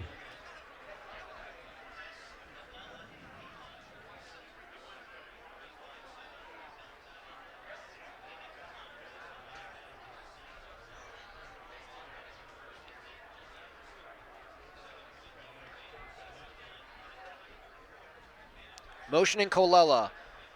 They fake the handoff to Colella and they give it to Cologne. But Cologne is stuffed. Great hit there by Pirates' linebackers and whatnot. But there's a even flag. Their defensive line. Yep. There's a late flag after the play, thrown about 60 feet in the air by one of the refs. Now there's another flag thrown about 60 more, again about 60 feet in the air. So there's 3 flags on the ground right now. And I think that it's on they're on North Allegheny. They pulled number 76 out of the game. They brought him to the NA bench, so he might have been the instigator of the flag. Yeah, I think there might be multiple penalties here because not all those flags were thrown at the same time. I'm interested to hear what the refs have to say here. North Allegheny's offense is already backing up. But anyway, great hit. It reminds you almost of when Cologne was hit earlier in this game. On a run up the middle. But yeah, the Pirates defense is getting this crowd into it. It looks like if I had to bet, I'd say it'll be 2 unsportsmanlike conduct against North Allegheny. The refs are really having The refs are really having a conference here. They're almost all out there on the field in a grouping. I don't even, what was the flag for? I mean, based on the hand motions and the body language conveyed by the Pine Richland defense, I mean, it seems like someone might be getting ejected here. I saw Miguel Jackson kind of signaling for someone to get kicked out of the game. Yeah, I think like you said, 76, the guy at the North Allegheny who pulled off the field. They were sort of he sort of looked like he was trying, at least for the last flag, he looked like he was trying to fight the Pine Richland defense there, exchanging some words, getting in their faces and whatnot. It looks like the referees are still deliberating what they're gonna call. Well, there's a lot to work out. There was 3 flags on the field. Now one of the refs is holding one of them, but I mean, there's 3 flags. The logistics of this is always tough. Trying to make sure that you have 2 of them on one player, because I think that leads to an ejection if you have 2 unsportsmanlikes on one player. After the play, unsportsmanlike against the offense. Then there was another play, unsportsmanlike against the offense, both against the same player. Number 76 has been disqualified for the rest of the game.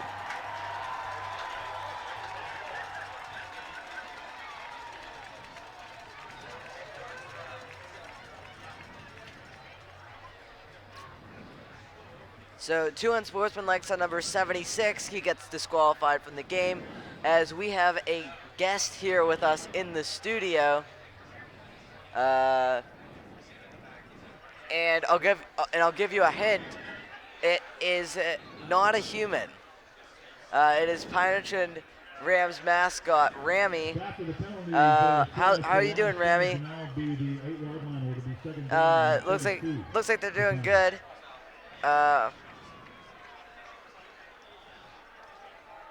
So he keeps turning up places during this game. Yeah.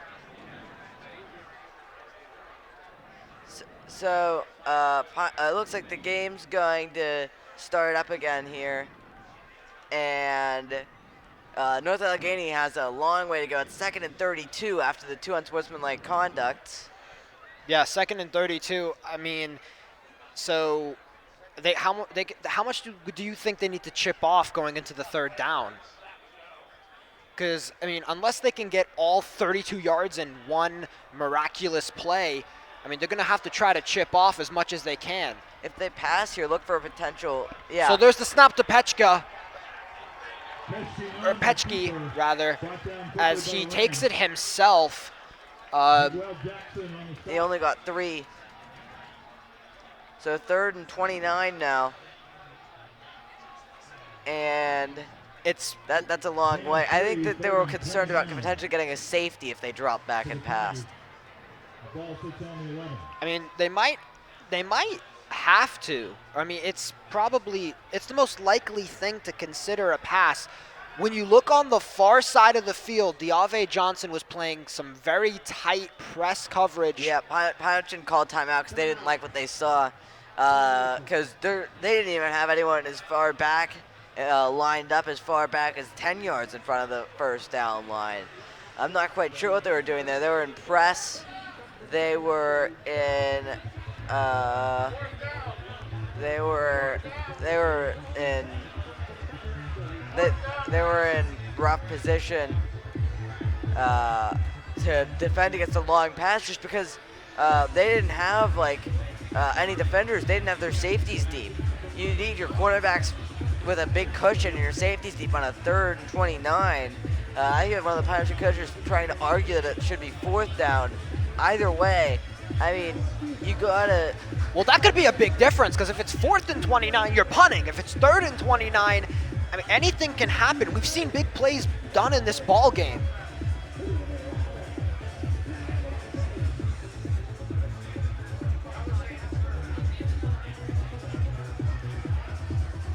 It's unclear whether it's 4th or 3rd. I think there's a consensus that's being reached that it's 3rd. So 3rd and 29, still a long way to go. Throw some safeties back deep. Even if you're North Allegheny, you gotta get some yards, because I'd be uncomfortable punting out of this position, given how close Pirates come to blocking these punts a couple times.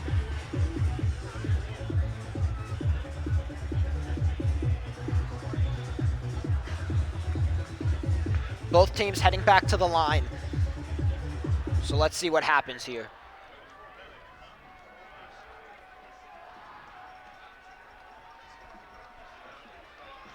Six minutes and 15 seconds left of this 3rd quarter with a 3rd and 29.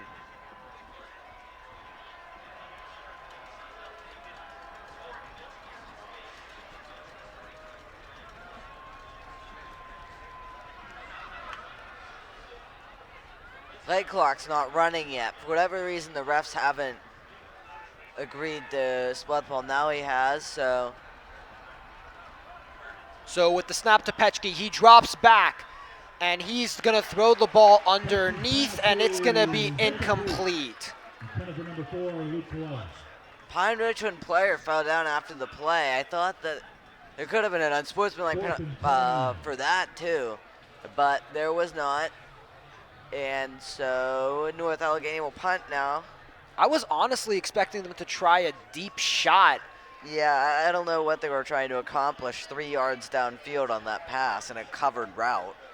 I mean, if there was a zone opening up if the pass was caught, but I mean, the Pine Richland linebackers probably would have gotten to him in time. So North Allegheny punts the ball to Luke Meckler, and he fields it at the 45-yard line and takes it to the 52. 48. Oh, my bad. 48. Right around midfield, the yardages are confusing. But, so yeah, Pine starting in North Allegheny territory already, trying to extend out their lead here. Just under 6 minutes remaining in the 3rd quarter. The defense has definitely been doing their job. They forced 2 3rd and longs for Pine Richland's offense. They forced that 3rd and 12, which Pine Richland was able to convert on, but they weren't able to convert on the 3rd and 16. They've done a great job of closing the pocket on Cole Spencer and just suffocating him.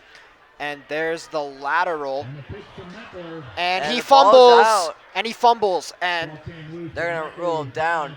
Yove Johnson's limping now. I was trying to figure out why he wasn't going for that fumble, or possible fumble, but I think he did something to his left leg. He's walking a bit gingerly right now. Maybe not. He's staying in the game. So with that, it stays 2nd and 10. There's the snap to Spencer. He throws down the field, and he's running. He finds open space. He's fighting men, and he's down in the red zone. This is going to be the Rams' 2nd red zone appearance of the game. That was an excellent catch and run.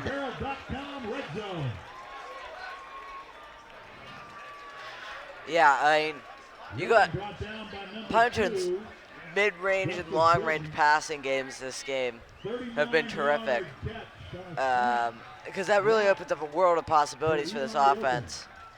And so, good for them for doing this. We thought they might, and to this point they have. There's a flag down, it appears, on the play. I think it's on NA. Roughing the passer. Against the defense. After this is to the goal. Still first down. It's roughing the passer, and I'm not sure how I feel about that. He was hit about when he was throwing the ball, so it wasn't like he was egregiously run into. I don't agree with that call. As there's a North Allegheny player down on the ground injured. I don't think that was a roughing the passer, but I mean the refs called it, so. That's an unfortunate sight to see. You always wish these players the best of health when they're putting their bodies on the line in this dangerous sport. I mean, injuries can happen at any time. I mean, they're running around getting hit in multiple directions. It's always unfortunate to see him go down. I hope it's not serious, and I hope he has a speedy recovery. During this injury timeout, we're going to watch a video about the student section. Winning ticket shortly.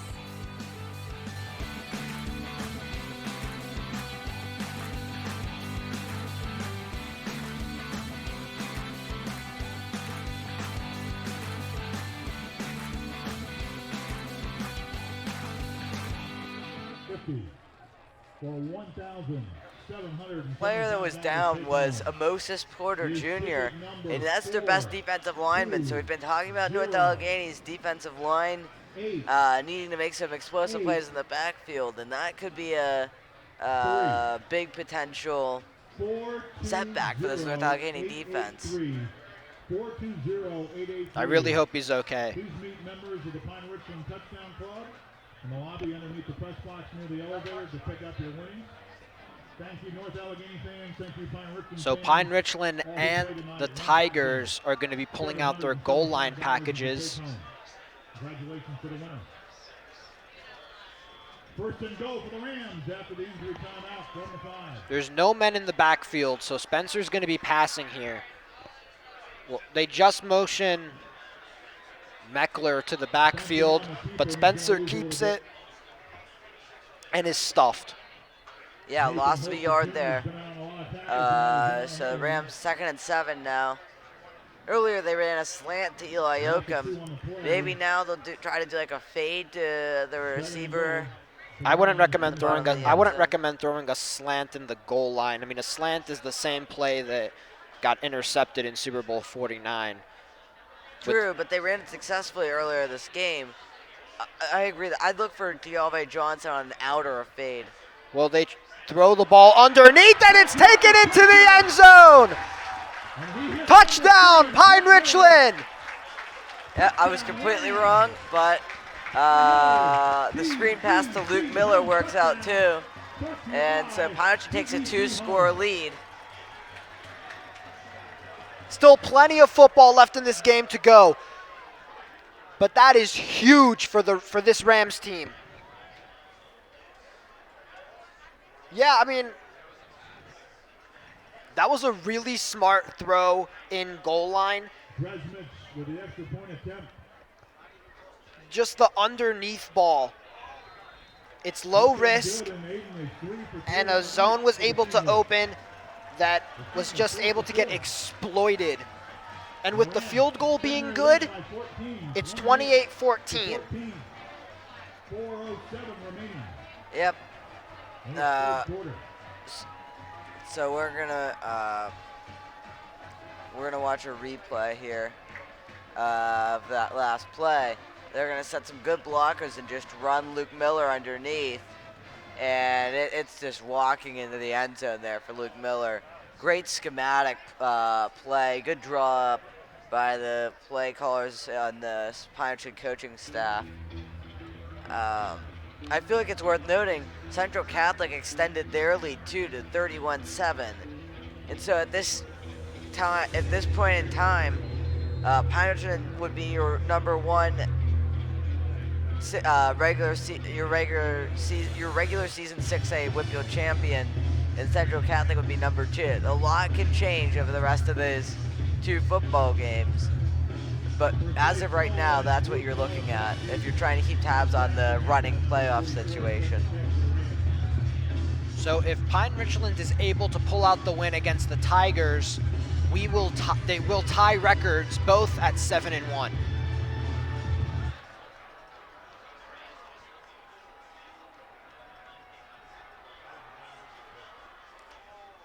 There's the kick, and it is caught by the Tiger back. And Luke Colella on the return. Yep, and he's brought down at the 33-yard line. 4:02 left of the third quarter. Plenty of time to put up a score, making it 21-28. Oh yeah, there's over 16 minutes left in this game. I mean, as we mentioned earlier, there's still some legitimate questions about the stamina of this Pine Richland team. And so North Allegheny still has because I mean, they're when still it's going to have a couple drives left. They have a number of they still have this game under, I guess, control, you could say, if they get a couple scoring drives, or within reach, I guess. They motion number 24, and they hand it off, fighting for yardage, and he is down at the 38-yard line.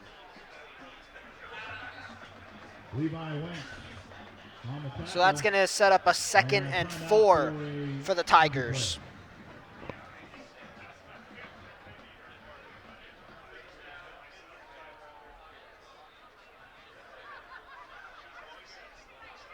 And it looks like Precise Cologne's down for North Allegheny.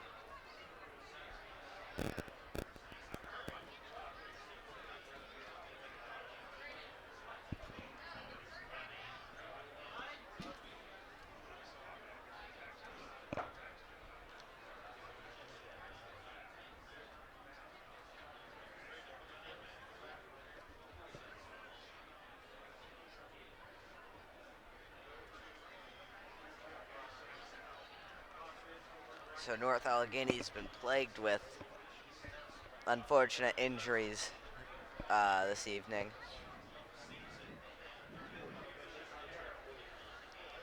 So during this break, we're going to go to the out-of-town scores. Right now, Cannon McMillan winning 35-7 over Butler. Seneca Valley beating Norwin 21-0. So those 2 games could wind up being influential to the who gets into the playoffs in general, because I believe Cannon McMillan and Norwin are potentially in a struggle for that. And then Central Catholic rather defeating Mount Lebanon 31-7.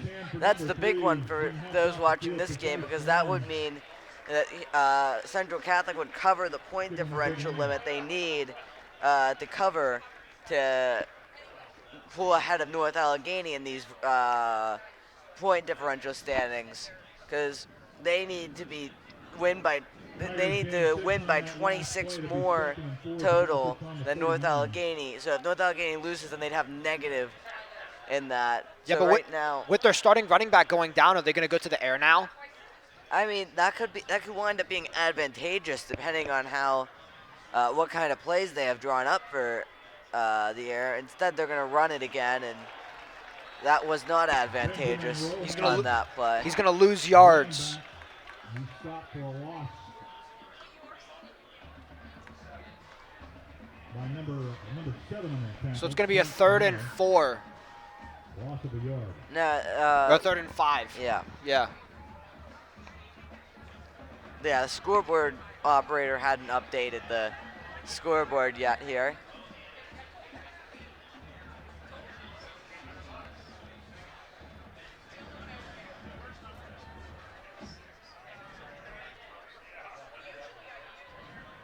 And so 3 wide receivers now on this play for North Allegheny, almost, and a tight end lined up a bit wide. So North Allegheny could have a number of passing options. Instead, they run it. Yeah, Petchke caught the ball trying to fake the pass, but he goes on the ground for the run. It brings up a 4th and 6. 4th and 3, it looks 3, like. not But 6, yeah.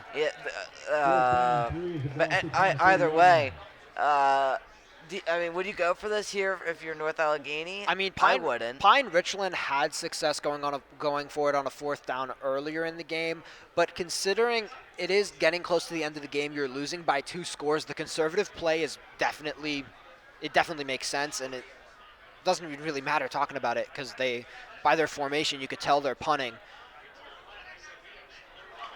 Fumble. And it's muffed. And there's people are on it. Covered it. That's good. North Allegheny was about a split second away from recovering it, though. All 4 players, 2 for Pine Richland and 2 for North Allegheny, converged at once. The Pine Richland players came out with the football.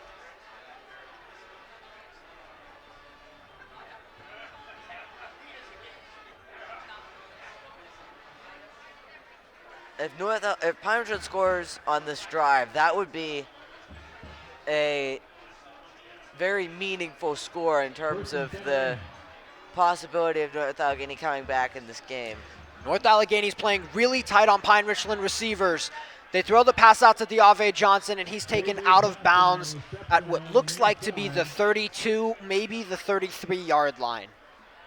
My question is, if you're going up against someone playing press coverage, do you really call a wide receiver screen? Is that the play you would want to run?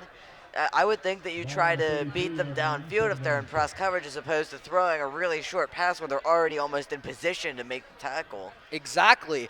A little bit of hesitation, maybe a double move like what they ran earlier, could get enough separation to complete a deep pass. As they try running here, and they either lose yards or gain nothing. Yeah, they didn't get anything. Yeah. So big 3rd down here. 3rd down and about 5.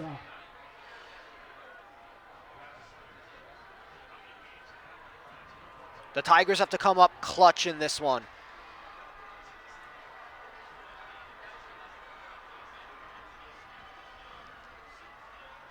Third down and 5 for the win. They just got to close that pocket. They throw the screen out to Eli Yoakum, and he has speed down the sideline, going out of bounds at the 45-yard line. And Yoakum picks up some yardage. So Pine Richland went back to the wide receiver screen there, and it worked for them, and so they got about 20 yards from it. North Allegheny was in a bit more of a cushion that time, and that gave them the space to get their blocks in. Spencer has it now, throwing down the field to Eli Yoakum, and he caught the football and takes it into the end zone. There was a flag on the field.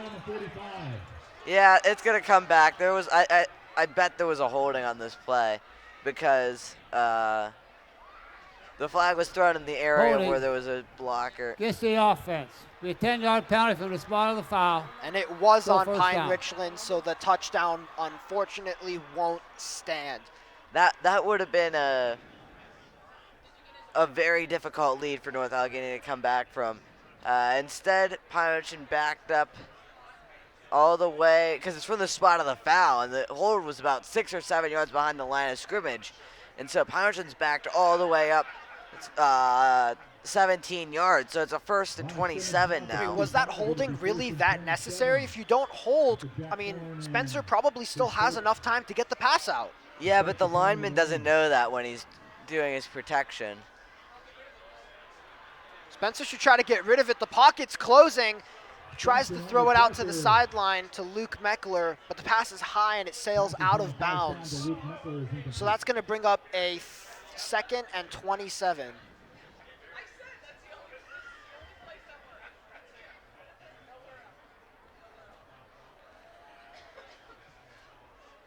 And so they have a 2nd and 27 now. Pine Second Richland down, does. 27 for the Rams from the 35. Under a minute left in the third quarter now. Rams lead by 14.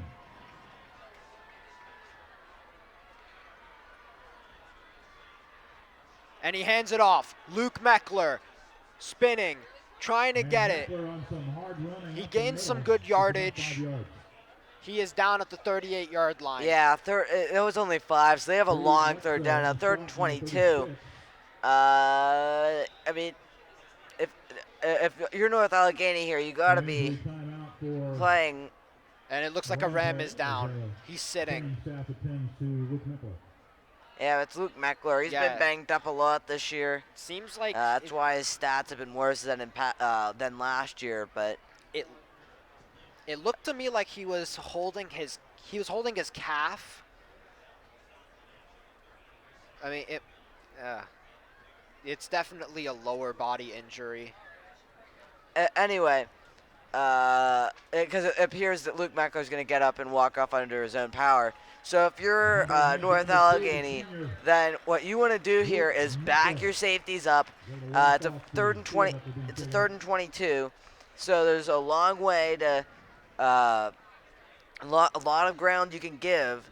Although there could be a 4th down attempt from Pine Richland. Definitely, and you gotta give more of a cushion. It's a difficult situation for the Tigers because if they play too far off the receivers in zone coverage, then Spencer could potentially find the hole and exploit it. But if they play too tight of man coverage or too tight of a press, then their receivers could potentially burn them for a deep touchdown. So it's a really difficult call. I'm really interested to see what Art Walker, head coach of the North Allegheny Tigers, is going to call in this situation. Yeah. I still think you gotta play off a good 5-7 yards. Play off their 2. It looks like that's what they're doing. Yeah, it looks like they are going to play off the receivers. I can't believe they only have 1 safety, but they throw the pass deep to Eli Yoakum, and he's unfortunately not going to be able to convert the first down, but he picks up some great yardage. Yeah, so it's a 4th and 9 now. Pine Richland could go for this. As the 3rd quarter ends and the 4th quarter is going to commence shortly. The big question is, will Pine Richland go for it on 4th down here, 4th and 9? What do you think they should do, Nicola? I mean, you really have to weigh harms versus benefits. If they go for the 4th and 9 and they convert it, great. But if they don't convert it, Tigers are down 2 scores. You would be setting them up to get the touchdown. So in my opinion, I just say don't go for it, punt it off to them, and just rely on your defense to get a stop. Your defense has been playing great all night, so shouldn't be a thought in your mind that your defense can't stop them. Yeah, I think that's right. I also think that Eric Kasparovich is probably going to go for it just because of his style of coaching. I mean, I entirely agree. I don't think they should go for it, but I think that they will go for it. I may be wrong, but I think you were spot on there. So at this time, we'd like to thank our sponsors, Supremo's Pizzeria. Supremo's Pizzeria has locations in Mars and Evans City, as well as online at supremospizzeria.com. Supremo's Pizzeria, where taste reigns supreme.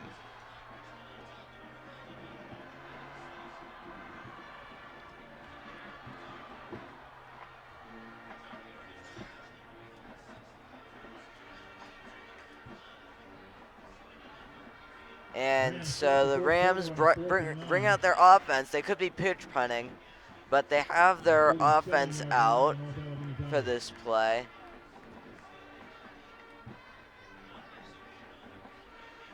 I think that they are going to, well, it's hard to say. Eli Yoakum's not out there for this play, and he's been their best receiver, I think, this game. But they have a lot of their other receivers out there: Seth Boland, Diave Johnson, Luke Miller. Yeah, it's going to be interesting to see what they do.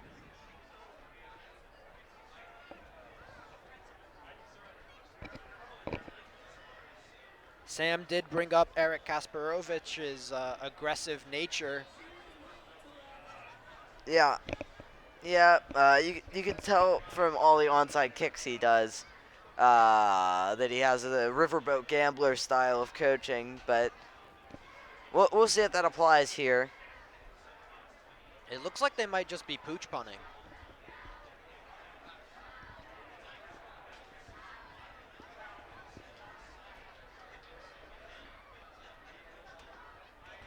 We're still waiting for the refs to set the ball. They've been just about standing there for a good minute and a half.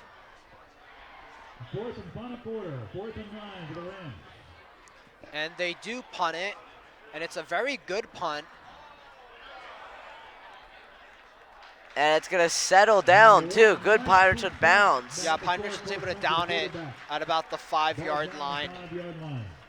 That was a beautiful punt from Cole Spencer. I think that's the longest kick he's ever had, and it bounced the way you'd want it to bounce, too.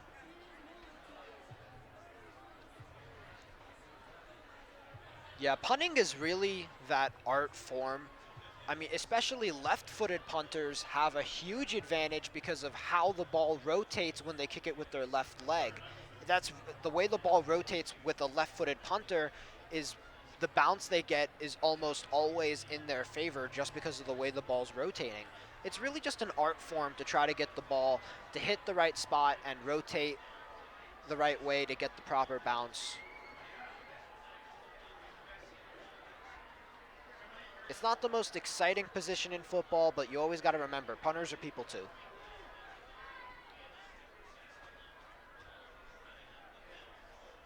And Precise Cologne back in the game. Good to see And him. Cole Spencer's not a punter by trade either.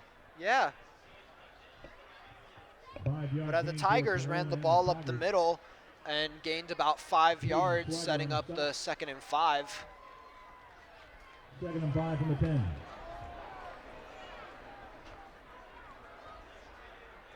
Pine Richland's playing press coverage on the Tigers receivers. As the Tigers roll out, he dumps it off to number 24, his running back, and he's able to complete the pass and go out of bounds at the 27-yard line. Yep, good play, and North Allegheny's getting the ball moving again, just like they need to be doing. 16-yard pass. Pesky to Cantu.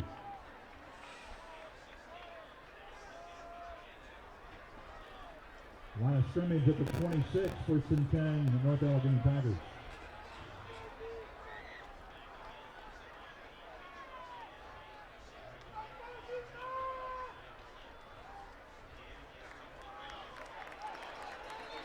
And the running back there, Precise Cologne, back from injury, but stood up immediately by Miguel Jackson.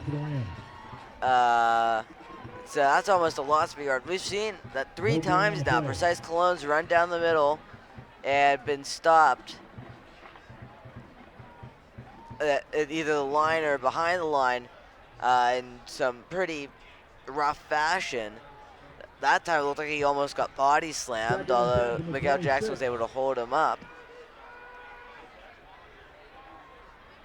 Multiple wide receivers set. And there's the snap to Petchke, and it goes behind him, but he's able to recover it, but he's going to lose a lot of yards. That was the last thing that their offense needed. Yeah, can't afford that kind of mistake right now if you're North Allegheny offense. You got to come back in this game, and instead they're coming back in yardage It's going to be a as 3rd they and 19. lose about 9 there, just from a snap miscue. You'd think that at the end of the season, North Allegheny would have trained a lot on that snap, but those things can always mess you up. So there's the snap to Petchke. He's rolling out. He fires downfield, and it's intercepted. Number 25 of the Pine Richland Rams. Caden Schweiger, great play there. And if Caden Schweiger didn't get it, Chance Boyd would have had it. That was an ill-advised throw, and the Pirates defense capitalized on it. Fantastic play by the Rams defense. So you're going to see a replay of that momentarily. Watch how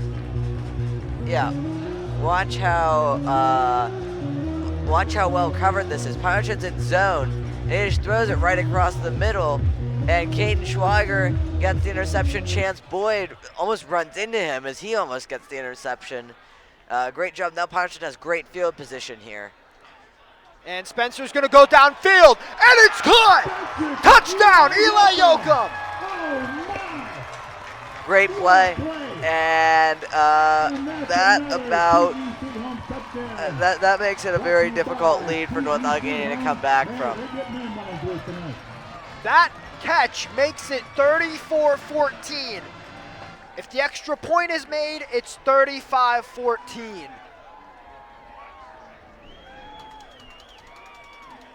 Unbelievable. One play. They've been going downfield to Eli Yoakum all day, and they hit him again there. He was wide open. That had to be a busted coverage again. Wasn't he your player of the game, Sam? Yeah. Yep, he was. But, I mean, Cole Spencer was yours. And that had to be another busted coverage. There's no way you get that wide open without there being some kind of busted coverage. Let's see it here on this replay.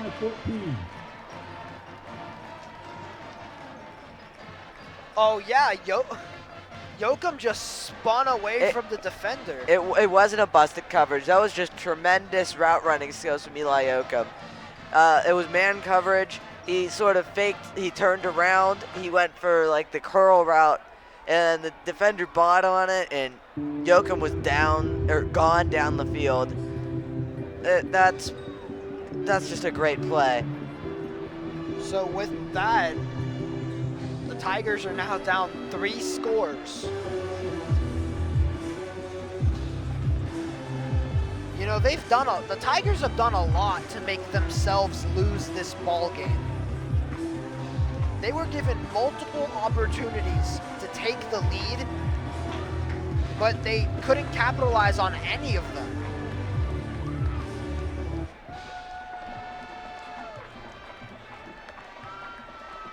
Yeah. And so Pine Richland's, as long as their defense holds, North Allegheny's a running-based offense. They're not built for this kind of rapid scoring type thing they need to be doing in order to come back in this game.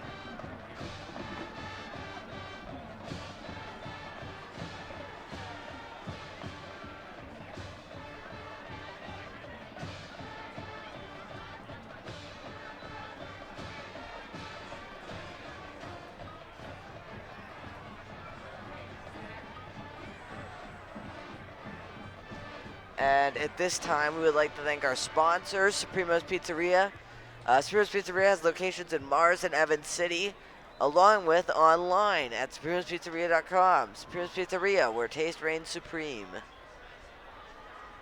A lot of North Allegheny fans filing out right now. They're either going to buy food, or they're just disappointed with how their team is doing, doesn't think they have a chance to win, and is leaving in sadness. One or the other. Earlier those stands were almost completely filled. Now there's large swaths of bleachers without any people in them.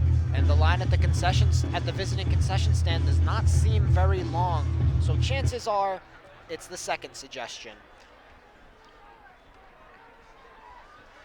And the Tigers receive the kick, and he gets absolutely hammered down at about what looked like the 33-yard line. Been a lot of big hits in this game. It's even been a bit chippy because a lot of dropped shoulders. After that, there's been some after the play action on a lot of plays in this game. That time it was between number 36 for North Allegheny, Brady Lexo, and number 20 for the Rams, Chance Boyd. North Allegheny on our own 31.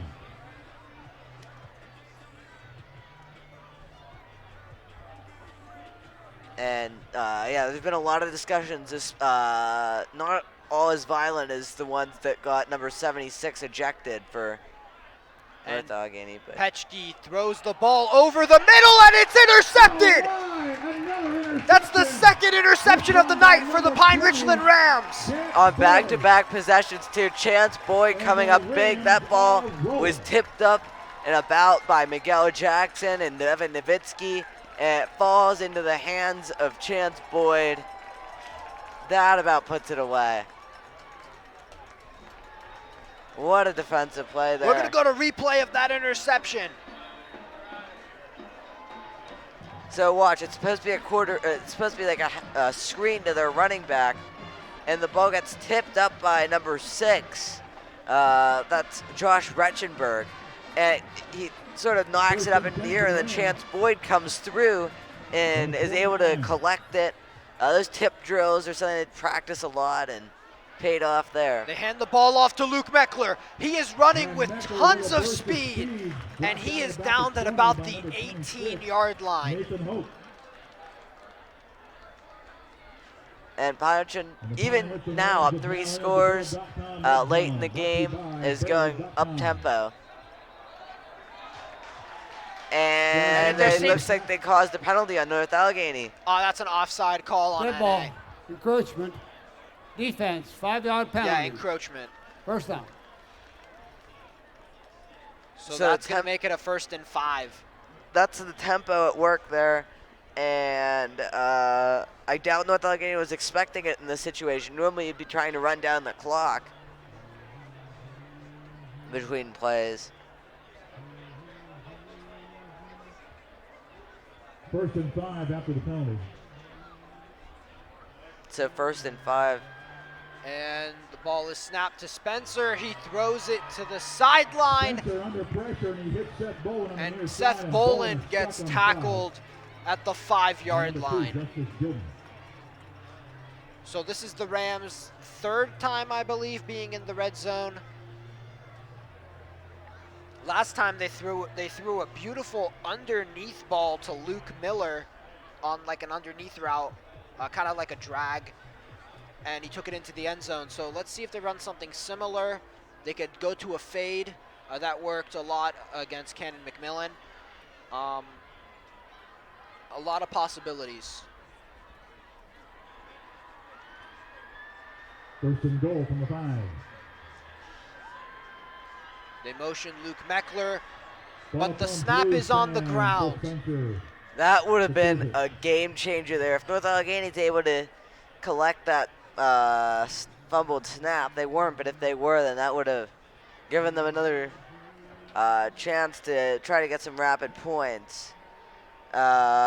Instead, they aren't able to collect it, and so Pine Richland has the ball again with a 2nd and goal to go situation as the cheerleaders are trying to convince people to stay and see the end of this game. As many people on both sides of the field are filing out.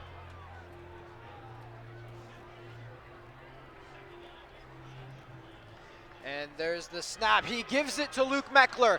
Meckler's fighting and he breaks the plane. Touchdown, Rams. Put another 6 up on the boards. PEC home touchdown. Brought to you by PEC Home. Great play. Pure offensive domination.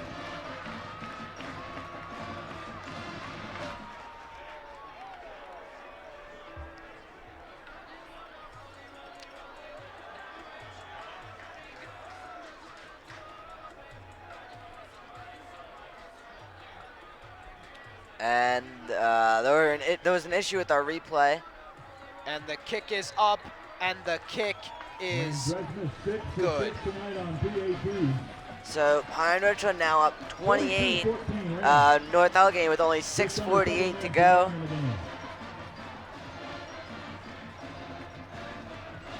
And watch Luke Meckler power through 2 North Allegheny defenders there. And that's a bit of that could be a bit of a metaphor for this evening. Pine Richland has had multiple plays like that. Eli Yoakum carried some defenders in on a slant route earlier. And Pine Richland was came out. They got some great start, and then North Allegheny came back and tied it up before Pine Richland scored 28 unanswered now to go up by 28. And you can guarantee that the people are letting the NA fans know. You can see there they're waving bye to the NA supporters that are walking by on their way out of the stadium. Many of whom were from the student section, and you can also you can know that the players are letting North Allegheny's players know that know about the scoreboard right now, because this is a huge rivalry game, and these teams don't like each other, as evidenced earlier by all the chippiness so far. Austin Hubner's ejection, all that sort of stuff.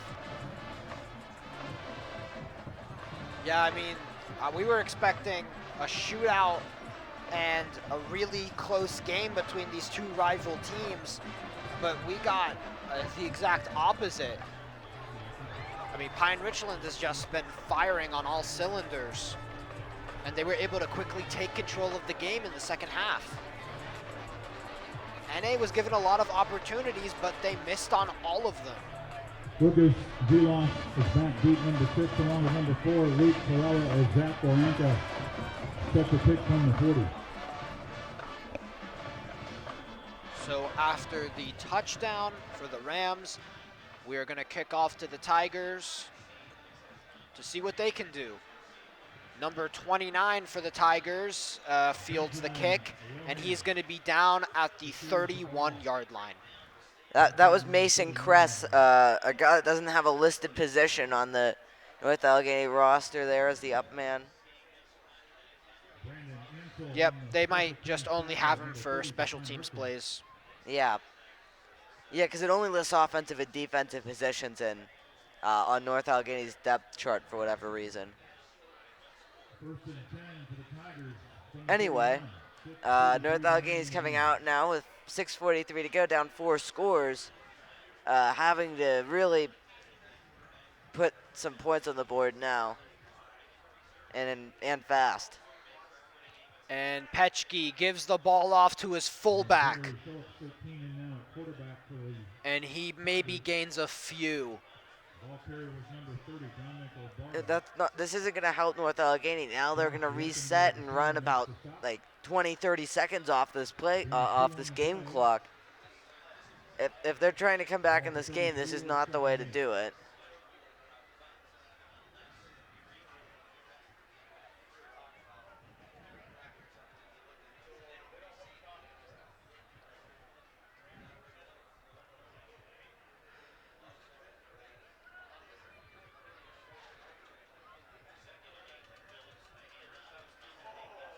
It was a give there to, it looked like Colin King, and he got brought down almost immediately. And so it'll be a 3rd down and 5 now for Pine Richland, or for North Allegheny rather, Pine Richland on defense.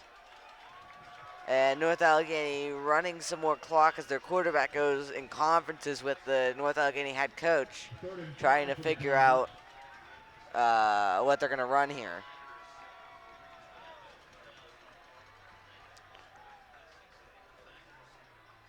Yeah, they have some wide receivers set. They have 3 men in the backfield, including the quarterback. He hands it off to number 17, but he gets stuffed, doesn't gain much. Colin King. Yeah, there seems to be a quarterback change for that play. I don't know if it's going to be long-term, but instead of Ben Petchke, they put in Greg Phillips to run that play. Yeah, it looks like North Allegheny is trying to just run down the clock, and it looks like they've almost given up on this game.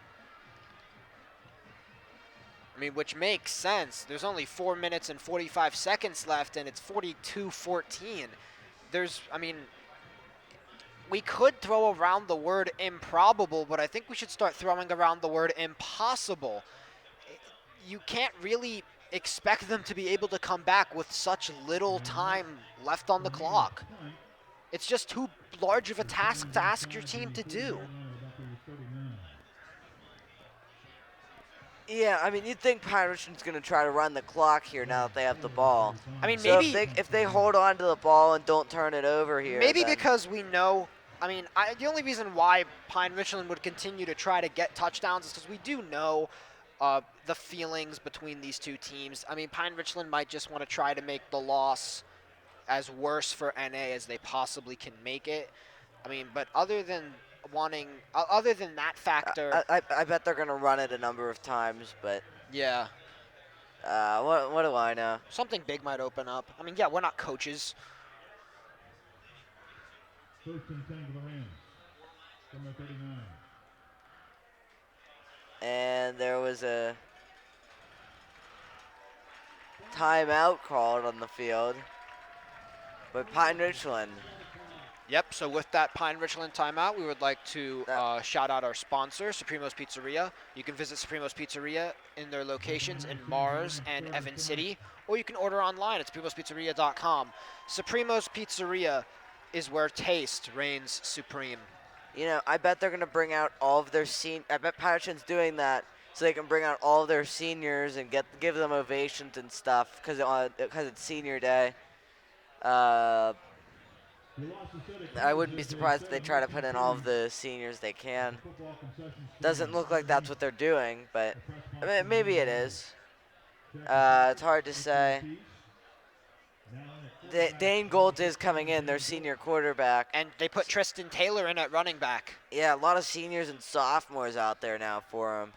Yeah, they're giving the starters some time on the bench. It's 4 minutes and 28 seconds left, score being what it is. Yeah, they give it to Tristan Taylor, and he is fighting for yards. He's only a sophomore, but he's such a powerful back. Yeah, we saw him on the kickoff returns earlier. He can make some big plays. Downing it at the 47-yard line.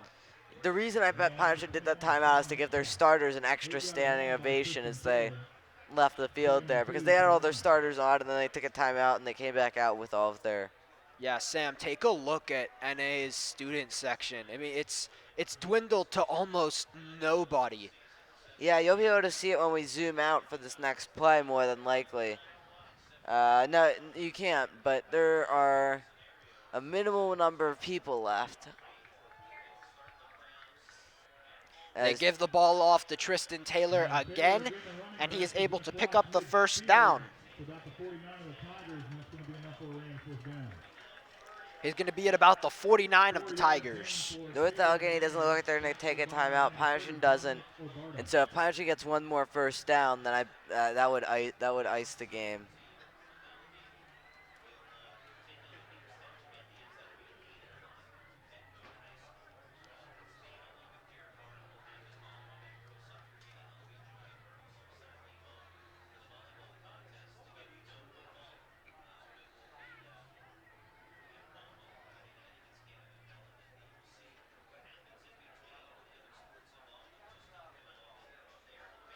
And they give the ball to Tristan Taylor as he runs it, going to be down at about the 44-yard line of the Tigers.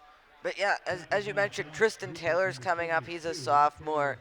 And then you have Max Heckert, who's a freshman, who's the only freshman on varsity this year. We saw him get some runs in earlier in the season, late in the game.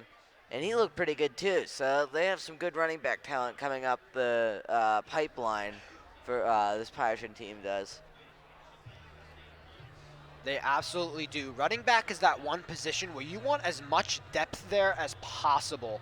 I mean, all the depth you have at that position becomes great for designing plays and just being able to be creative on offense. And they give it to Taylor again, and he's just a little short of the first down. They're going to down him at probably the 41-yard line. Sean Metcalf makes the stop, number 21.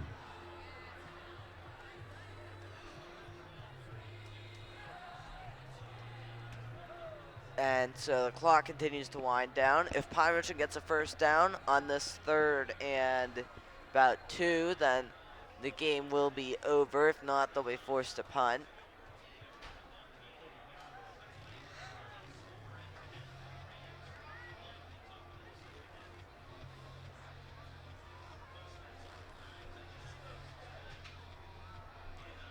Make sure you stay after the end of this game because they're going to be presenting Pine Richland with a 22 the points going to be presenting Pine Richland with a trophy. You don't see that very often. And we're going to be covering that. And so, yeah, stay tuned as Pine Richland got stopped on 3rd down, and now they have 4th down. There's about a 17-second difference between the play clock and the game clock.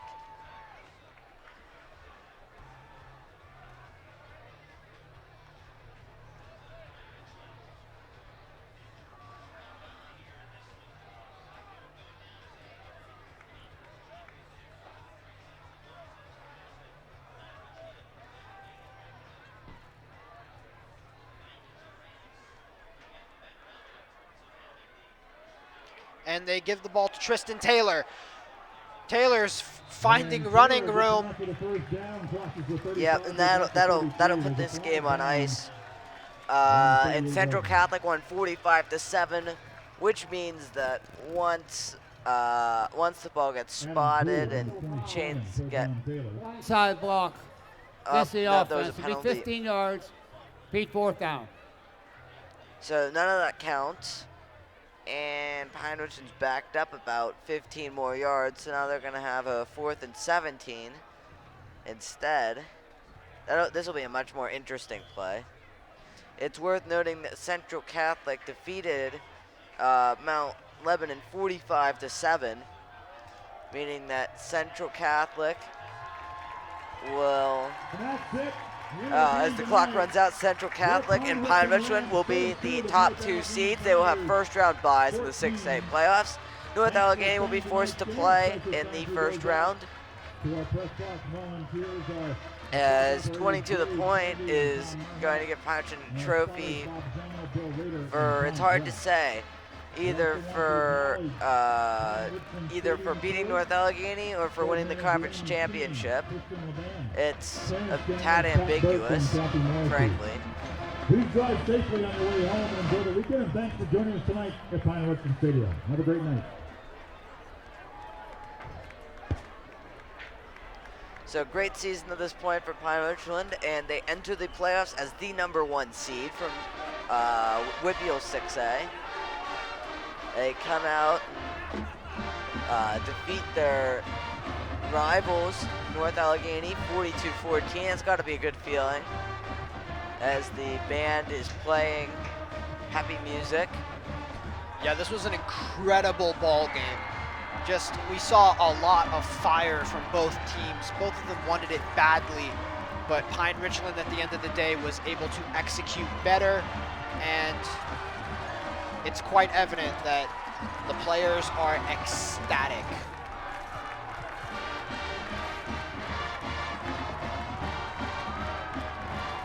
Final score on your screen right now. Stand by for the trophy presentation, as the trophy is right now at about the 40-yard line. The players are getting organized to accept it. To hoist it. The NA players are probably leaving the field because that's not a sight that they really care to see. Yep, but the North Allegheny band, on the other hand, is slightly sitting in the end zone.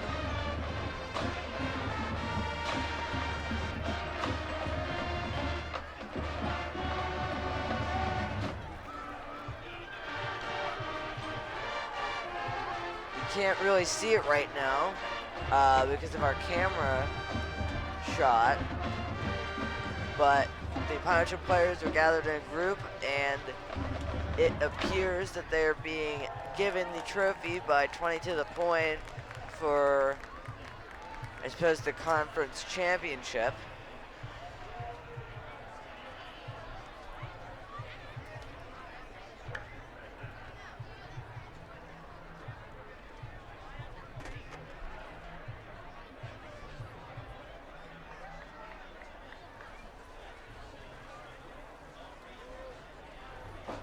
So a great second half performance from the Rams. They won 21-0 in the second half.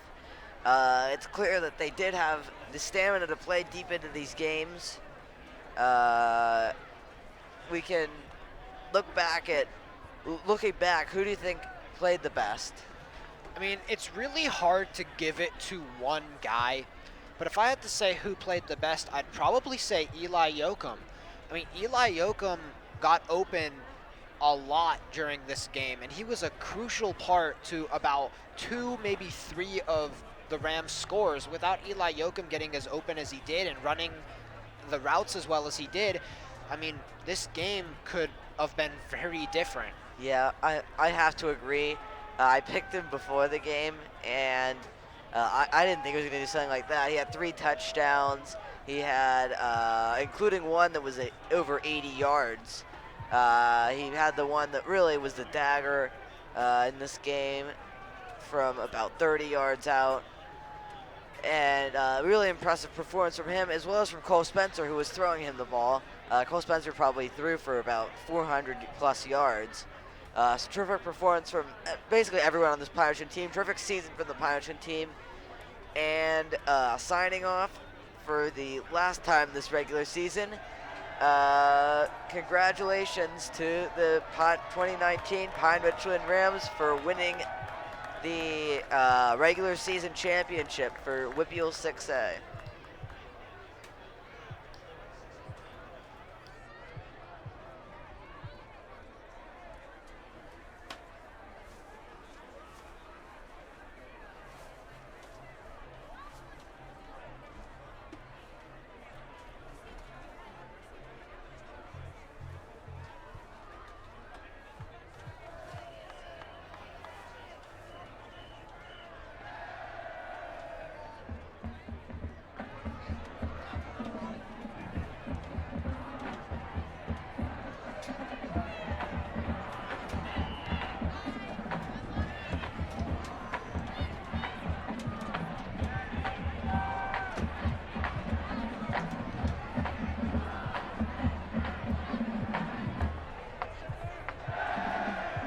Really a bunch of, this is like a highlight film for the defensive line. They were making, that was pretty much all of their plays they made in the backfield this game.